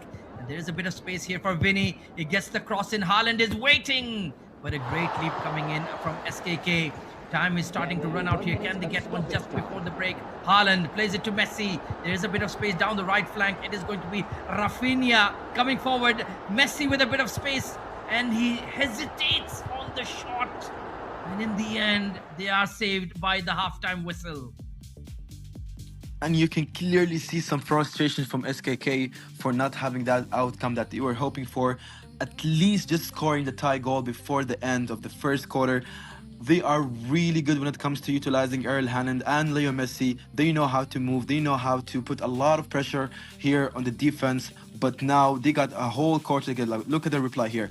Erling Haaland just like losing the keeper for a second and scoring the first goal. And look at the excitement of their teammates. It's like, yes, we need that advantage. Love the reactions from the Uzbek bench there, and some big chances wasted there by SKK. They have it all to do in the second half. Now, AZ, let me ask you a quick question. What is one or a couple of points that SKK gotta really focus on the second quarter of the digital part if they really want to score or maybe have the lead in the second quarter before it gets carried to the physical part of the game? Honestly, I don't think they really need to change their game plan. They have dominated the possession so far. It's been perhaps 65% in their favor. They just need to finish the job. They need to find the back of the net. It was completely against the run of play that FC Olympic Uzbekistan took the lead. Fair enough, they took a beautiful goal thanks to Erling Haaland. But I think SKK, they've dominated the play. They have created those openings. Just keep your calm, keep your cool, and get the job done. You know, one of my favorite things about you, AZ, is that you are a veteran in this industry of football, because even though I'm your fellow commentator, but sometimes you make me feel like a spectator. I enjoy listening to you, my friend. Well, you're making me feel very old, and that's putting a lot of pressure on me, AT. That's not fair of you. No, man, it's all good. Ladies and gentlemen, now we're heading to the second quarter of the game. Let's see. SKK, are they going to manage to get back in the game? Or Olympic FC with the great defense to prevent them from scoring? We are about to find out. Well, here we go then. It is FC Olympic in the light green, playing from left to right of your screen, building up down the right flank. Messi, beautiful switch of play, and here comes Kevin De Bruyne, turns it back towards Mohamed Salah. Here comes Leo looking to take the attack to SKK, chipped over the top and almost fell towards Haaland, just out of his reach.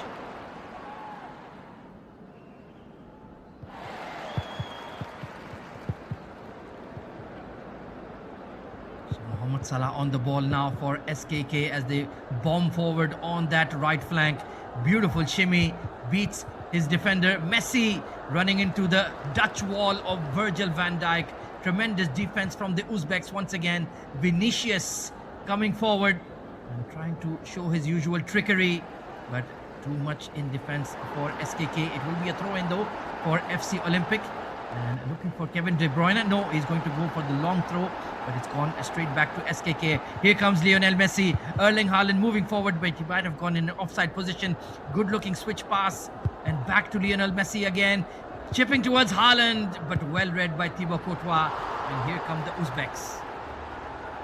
I mean, if you can see just the screen of the players for the Olympic FC, they're well composed. You can clearly tell that, listen, we are doing this as a living of our life. I mean, they do it for a living because that's why they are digital champions for a reason. Am I right, AZ? But they are well composed.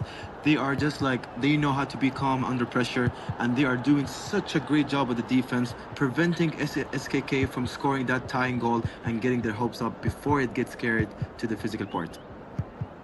Yeah, they don't concede a lot of goals digitally or physically, as we've seen in the 5v5 and now here in the UFL competition. Good tackle coming in from Vitinha. Now there is a chance here for SKK. Vinicius down the left flank. He has Haaland in front of him. Is he going to play the through ball? No, he's looking to dribble. So far, challenging the right back there. Turns back to Vitinha, who turns it to Mohamed Salah. Waiting for Lionel Messi to find a pocket of space here. Here comes Vitinha to Salah once again, interchanging passes, but there you can see the Uzbeks. They have created those two walls of four, and it's very, very difficult to penetrate now for SKK Croatia. Mohamed Salah just running rings around. Lionel Messi finds a bit of space. Will he go for the shot? It is well blocked once again, and here comes FC Olympic. You know, Easy, if you notice that FC Olympic, they kind of set it on park the bus mode, as you've mentioned before, that they have two lines of defense to just prevent SKK from doing any or creating any offensive shots. Meanwhile, gonna go for a cross. The header is there, but the keeper says, no, I'm right here. Nice team move, but it was a weak header coming in, and now it is Team Olympic once again in possession. Time is starting to run out. Only a few seconds remaining in this second quarter. Vinicius, the Brazilian wing wizard, bombing down the left flank, goes back to Kevin De Bruyne. Now Mohamed Salah looking for an opening there, but now it is perhaps the final chance here for SKK to make something happen. 80. SKK with the great performance in digital part. They're still yet struggling to score a goal to put themselves in a tie. Meanwhile, we've mentioned it before, me and you, AZ, like, I don't know what FC Olympic did. They parked the bus or whatsoever, but they're doing such a great job with the defense, stopping SKK from scoring that tying goal and crushing their hopes, making them feel that, yo, there's a lot of pressure on your shoulders. I want you guys to feel it. Meanwhile, here, is it gonna go and extend the lead with another goal? Golazo. It is the Swedish hitman Alexander Isak, and what a surprise FC Olympic have sprung on SKK. A devastating team move, quick sharp passing, and take a look at this assist from Lionel Messi to Isak. 2-0 for the Uzbeks, and they have a significant advantage now, Ahmed, as we head into the physical stage. We were just talking about FC Olympic taking their sweet time and focusing on defense. I feel like they have a listening ear. They're listening exactly to what we're saying, and they're like, you know what? Let's just prove to these commentators that we can do more than defense. We can actually score goals. We can turn it into a weapon. And guess what? They managed to score another goal right before the end of the whistle. Absolutely brilliant tactical display from FC Olympic Phygital from Uzbekistan. 2 goals to the good, and SKK will be certainly very frustrated with the way the digital phase has panned out. Let's take a look at the highlights, 80. You know, as how they say it here in generation, in the Z, how do you call it? Generation Z? That's the generation of Toby Banks. Is it what they call it? Locking in? I guess both of the teams were locked in for a second, but the FC Olympics managed. Look at that beautiful reaction. They're like, yes, that's my teammates. Yeah, it was SKK who had the lion's share of the possession, the lion's share of the shots on target, but this was the killer blow. What a finish from Isak. And as we head into the physical stage, it is all about the men in blue, and SKK Croatia will need to dig deep.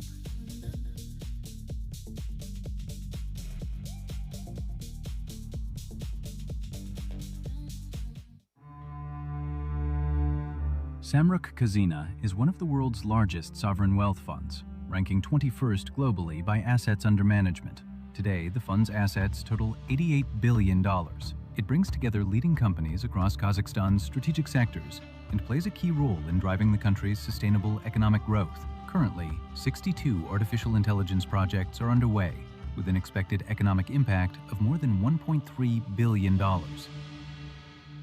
Freedom begins with a choice. In 2008, we made ours. Freedom knows no borders. Today, freedom is a system that shapes markets. $2 billion in annual revenue, $9.3 billion market capitalization, 11 million customers, 11,300 plus employees, 230 offices worldwide. Freedom Holding Corp. One ecosystem, many possibilities.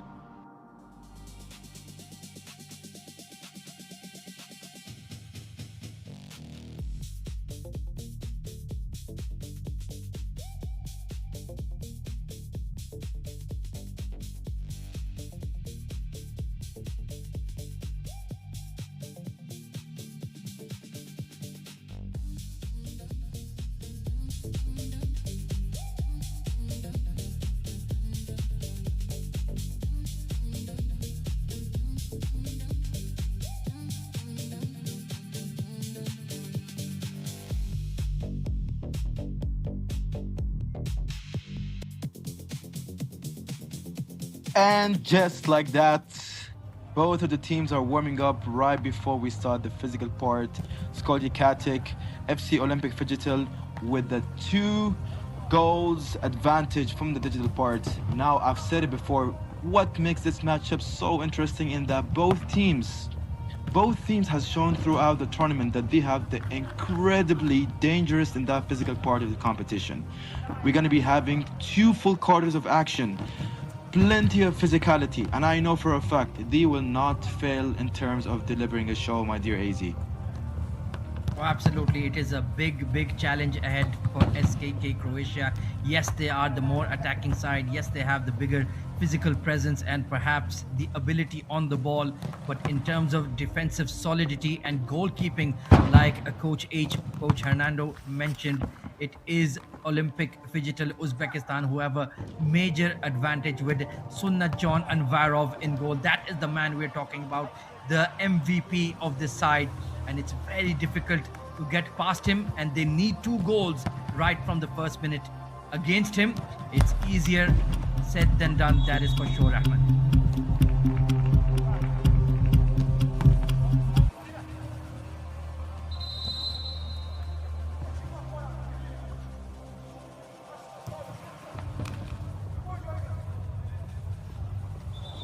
And now, as both of the teams are heading to the deck one more time, having one more chance of having a quick word among each other, maybe to revise the game tactics or the game plan, because they know now the stakes are at an all-time high. There are no room for mistakes, AZ. The physical part, the physical action, the mindset, everything is about to be shown here. Their core is about to show here in the Phygital Contenders. Ladies and gentlemen, I hope you're really excited. The physical part is about to start. Hope you guys are ready. The action is going to happen right now. Oh, absolutely. It is all on the line here. It's a 2-goal advantage, but a significant advantage here for FC Olympic Phygital. They're actually not from the capital city of Tashkent. They're from a city called Chichik. That is 32 kilometers away from the capital. So they are certainly doing their city and their nation proud, FC Olympic.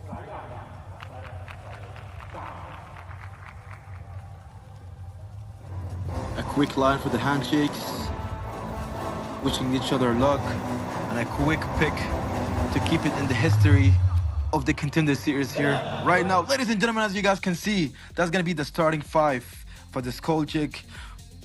Katic is going to be Domagoj, Nikola, Dos, Tonjeno, and we got Lovregatic. Yeah, watch out for Tunjinho and Lovrekatic. They are the major attacking threat. And for FC Olympic, we have Sunnat in there. Of course, Anvarov And watch out for the likes of Dostan Bobojanov as well in Botirbayev Rizaev. Here we go, then SKK! Oh, that was a golden chance right from the very first second 80.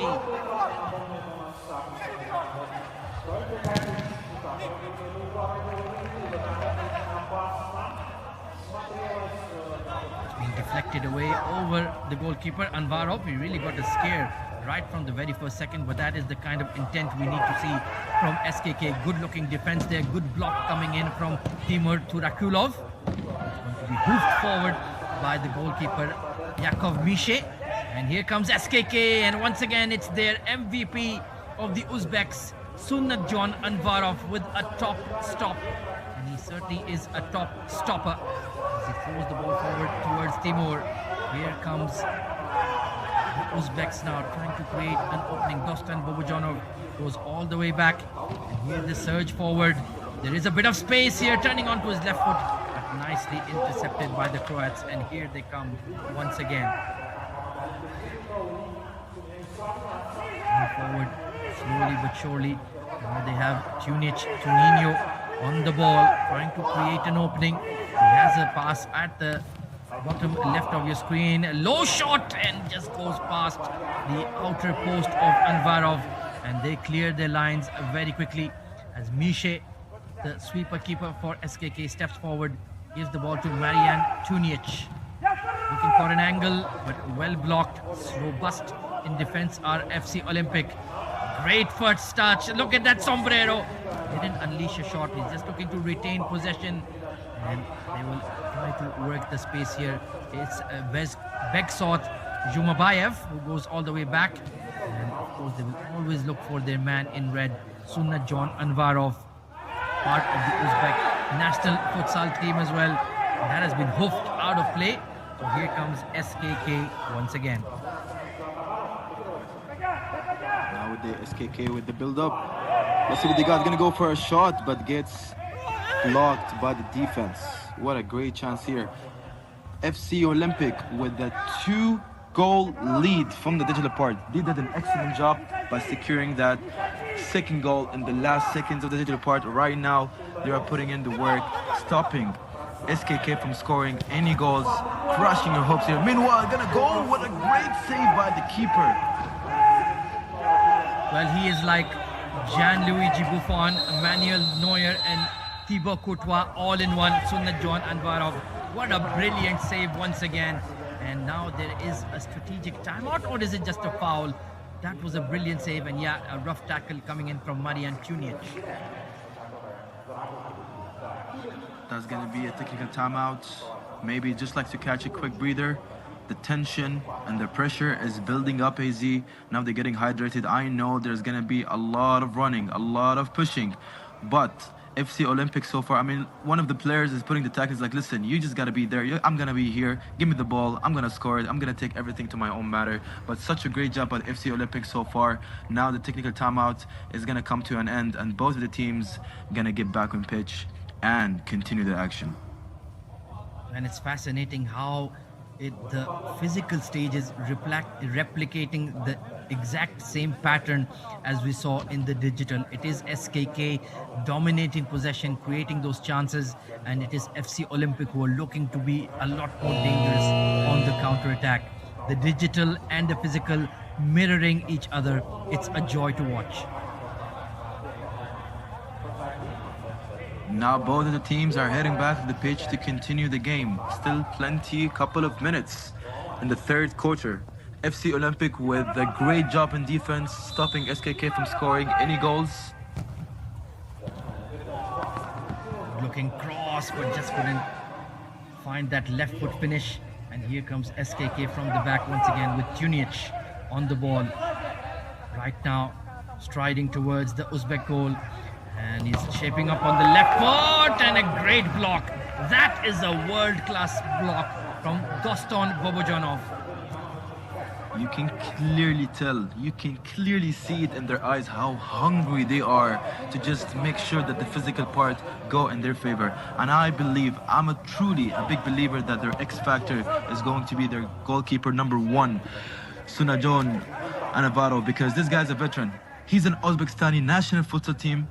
He's an FC Futsal Asian Cup participant, and he's a FIFA Futsal World Cup participant. Meanwhile, gonna go for a shot, but doesn't find the goal. Yeah, they just seem to be a little short of ideas at the moment. It's all about Marian Tunic. He has been dominating the possession and the touches so far for SKK. He's looking a bit frustrated as well. They need a plan B here as Mishe, the keeper, stepping forward, and the shot was off target and it almost ballooned into his own net. That would have been a freaky goal to concede. 100%. From my angle, it looked like it just went down to the ball, and that was going to be a lot of shouting from the coach. It's like, what are you doing? Get back in goal and just stop moving. But listen, that's the beauty of having a sweeper keeper, having the advantage of getting the extra man in front, helping with the passes, and maybe even helping in defense, because you're gonna force a lot of error by just putting pressure up high in the ball. Meanwhile, SKK gonna go for the long shot. Oh my God, AZ, are you seeing that defense from FC Olympics?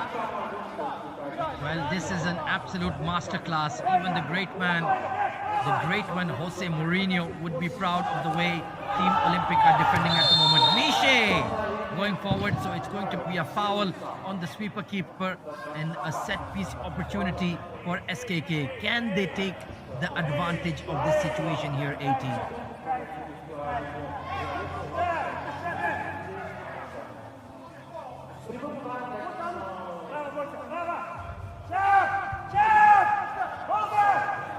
Free kick opportunity here for SKK. Marian Tunic, Croatian youth futsal international, stepping up.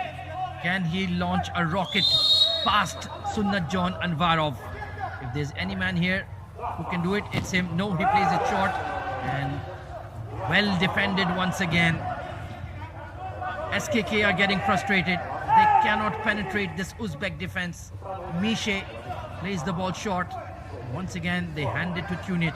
What can you do with it? The young superstar of SKK. Good looking shot, but it's flashed well over the keeper. And Sunnat John Anvarov saying, calma, calma, relax. We're in control of the game. FC Olympics, the boys in blue, are very physical, and they are not afraid or scared to put their body on the line just to make sure that this ball doesn't find its way back to the goal, making sure that the keeper has an easy job. Meanwhile, talk about being easy. It was Nicola Kusheta who had the chance, who had the opening, and there is the goal. There is the smash and grab. Timur Turakunov scores for FC Olympic, and that could be game over for SKK. Timur. Not only he's a specialist in scoring when his team needs it, but celebrating in style. Look at that. He's gonna go up and be like, listen, I'm right here. I'm gonna score when you guys need me to score. I'm gonna put my shirt, gonna put my team in advantage. And now the score is gonna be 3-0, AZ. A lot of pressure is being on SKK's shoulders. Well, I don't think FC Olympic have conceded 3 goals in the entire tournament, let alone in this encounter versus SKK. This could be all over here, and what a brilliant finish at halftime once again against the run of play. It is FC Olympic Phygital Chichik who have taken control of this match.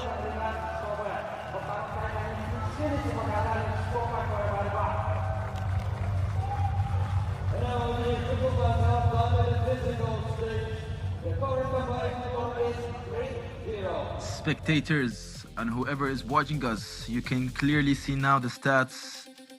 FC Olympic managed to score just 1 goal a couple of seconds ago, right now, by Timur, number 10, being the man when his team needs him.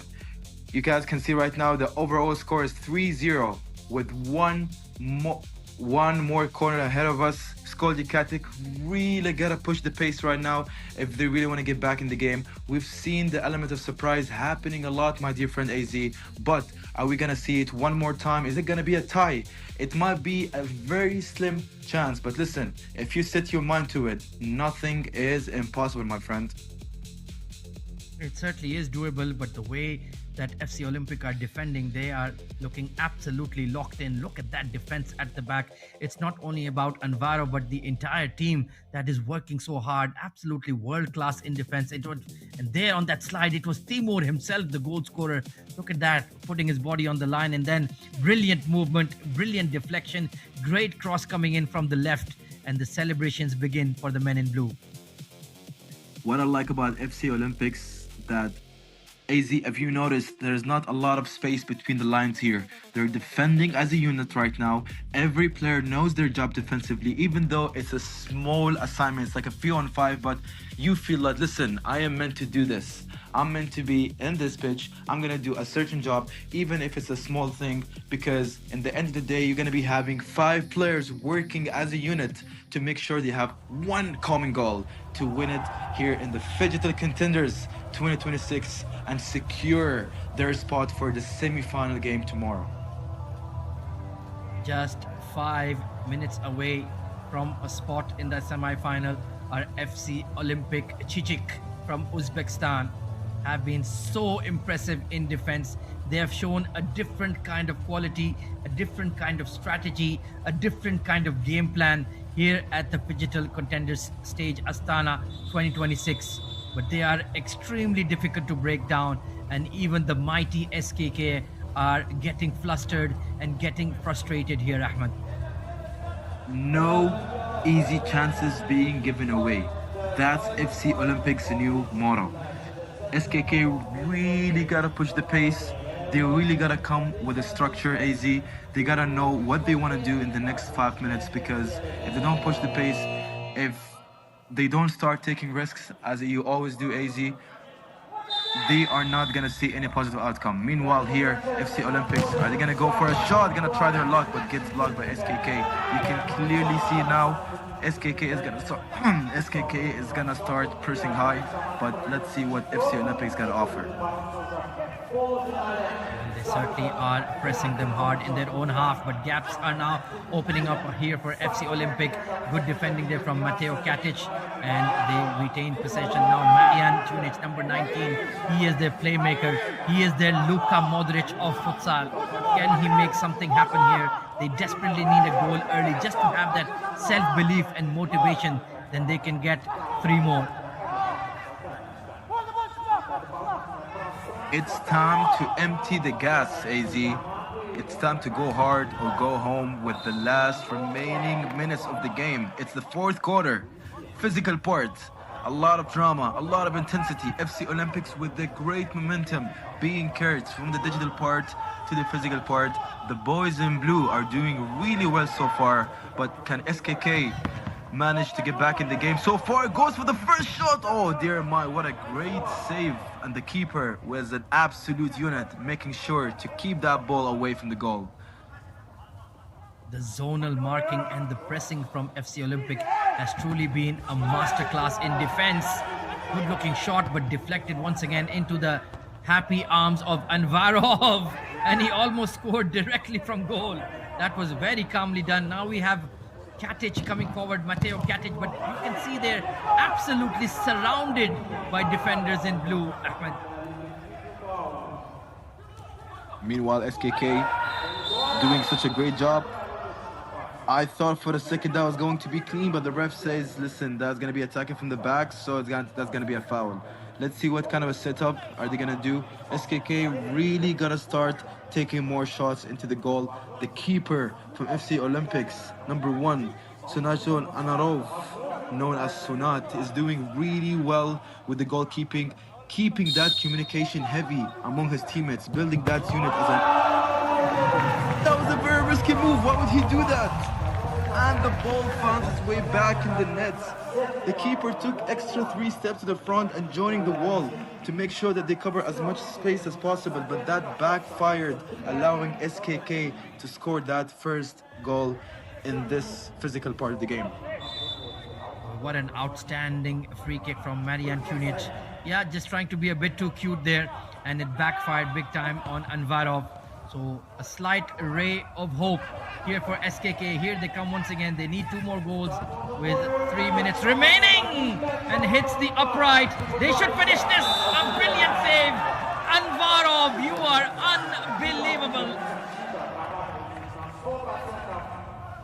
absolute unit, an absolute brick wall. Sunat is here to clutch the win for his FC Olympic team, making sure that these 2 minutes and 45 seconds is not as suffocating as how we see it. Now SKK is really pushing the lead. I think they're listening to us, giving them that piece of advices, especially that I'm here next to you, my dear AZ, as a veteran in this industry. Pushing really well up high, working as a unit. Are they gonna take more shots, or FC Olympics gonna stop them early? It's Marian Tunic on the ball, works it into the space. Lovre Katic, the sweeper keeper. Marian looking for an opening, looking for a pass. It will fall to his teammate. But once again, they will have to reset every single Uzbek defender in his own half. They're proving almost impossible to break down. It was only that wonderful free kick. And Tunic once again looking for Katic, could not find him. It's becoming a bit scrappy and they clear their lines. Less than 2 minutes remaining.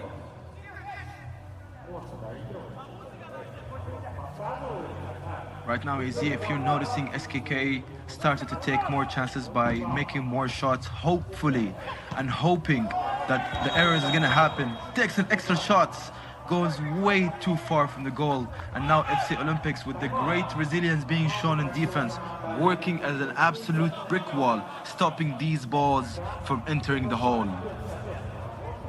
You can sense the frustration of the Croats, and a strategic timeout taken. Well, it's now or never. Can they cook up a game plan and find 2 goals? Nothing needs to change in terms of FC Olympic. Yes, they conceded a goal, but still they've looked rock solid at the back, Ahmed. I'm really curious of what SKK gotta say in the bench right now. They really need to talk it out. They need to trust each other more.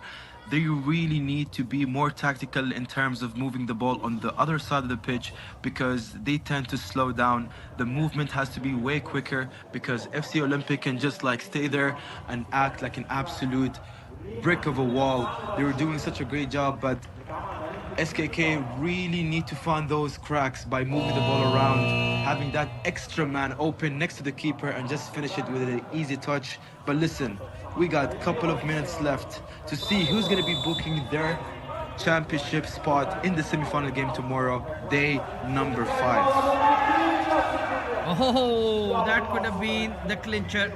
Acrobatic stuff there from the Uzbeks, but in the end it is Misha who does clear his line. And here come the Uzbeks once again, streaking forward. Rough tackle put in, but the referee says it was clean enough and they cleared their lines. NS team from Argentina, ACF Alio from Kazakhstan, KMF Titograd from Montenegro. All 3 have booked their spot. Now we wait for SKK or FC Olympic, who will emerge as the winner, as time is starting to run out for the men in yellow and black. 1 more minute, ladies and gentlemen. FC Olympics pressing high, playing like it's a tie game, but they got the 2-goal advantage lead. And FC Olympics right now, is it going to be a tactic to waste time? But ladies and gentlemen, with the whistle, the time stops. This is the physical part. So this technique is definitely not going to work. You can clearly see the pain. I think it was a knee-to-knee contact, and now hopefully the young fella is okay with no serious injuries. Sunnat John Anvarov, the inspirational leader of this plucky FC Olympic side. Against the odds, they have made it all the way and are at the doorstep of the semi-final of the Phygital Contenders stage, Astana 2026. Will they have one more night of glory, one more day of glory? They're almost there, an empty net, but the shot has gone wide. It's now or never for SKK Croatia.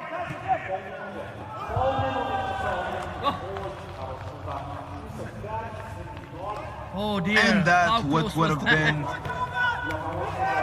have been the physical part. That would have been the goal of the tournament, not going to lie. Just taking that shot from distance to the top of the corner, making sure that the keeper struggles, not seeing it coming. But FC Olympics, their mind working as a tank. See, they're so furious. They're like, I don't want to see this ball in this part of my industry. I'm just gonna kick it until the end of the time. was a misplaced kick there right onto the shin, I think, of Mateo Katic there. He's really down for the count. It will be interesting to see the referee's decision here. Looks like it's just outside the box.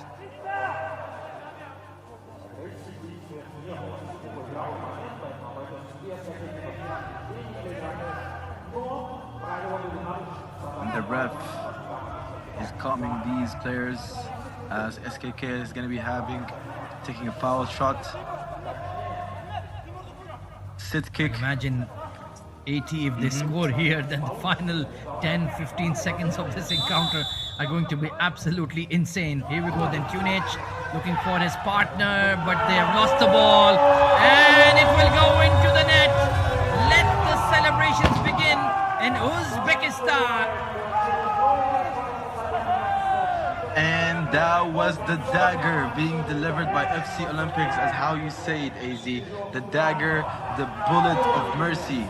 You guys can say it any way you want it, and that's gonna be the fourth goal and the second goal here in the physical part with an overall score. Ladies and gentlemen, seems to me that SKK has already accepted the defeat, saying goodbye to this tournament and congratulating the opponent team. Ladies and gentlemen, let's put our hands together to FC Olympics for securing their spot in the semi-final game for tomorrow, day number 5. What an absolute drama. AZ, I know you enjoyed it as much as I did. What did you think of this matchup? Well, contrasting styles, but in the end, the defensive wall of FC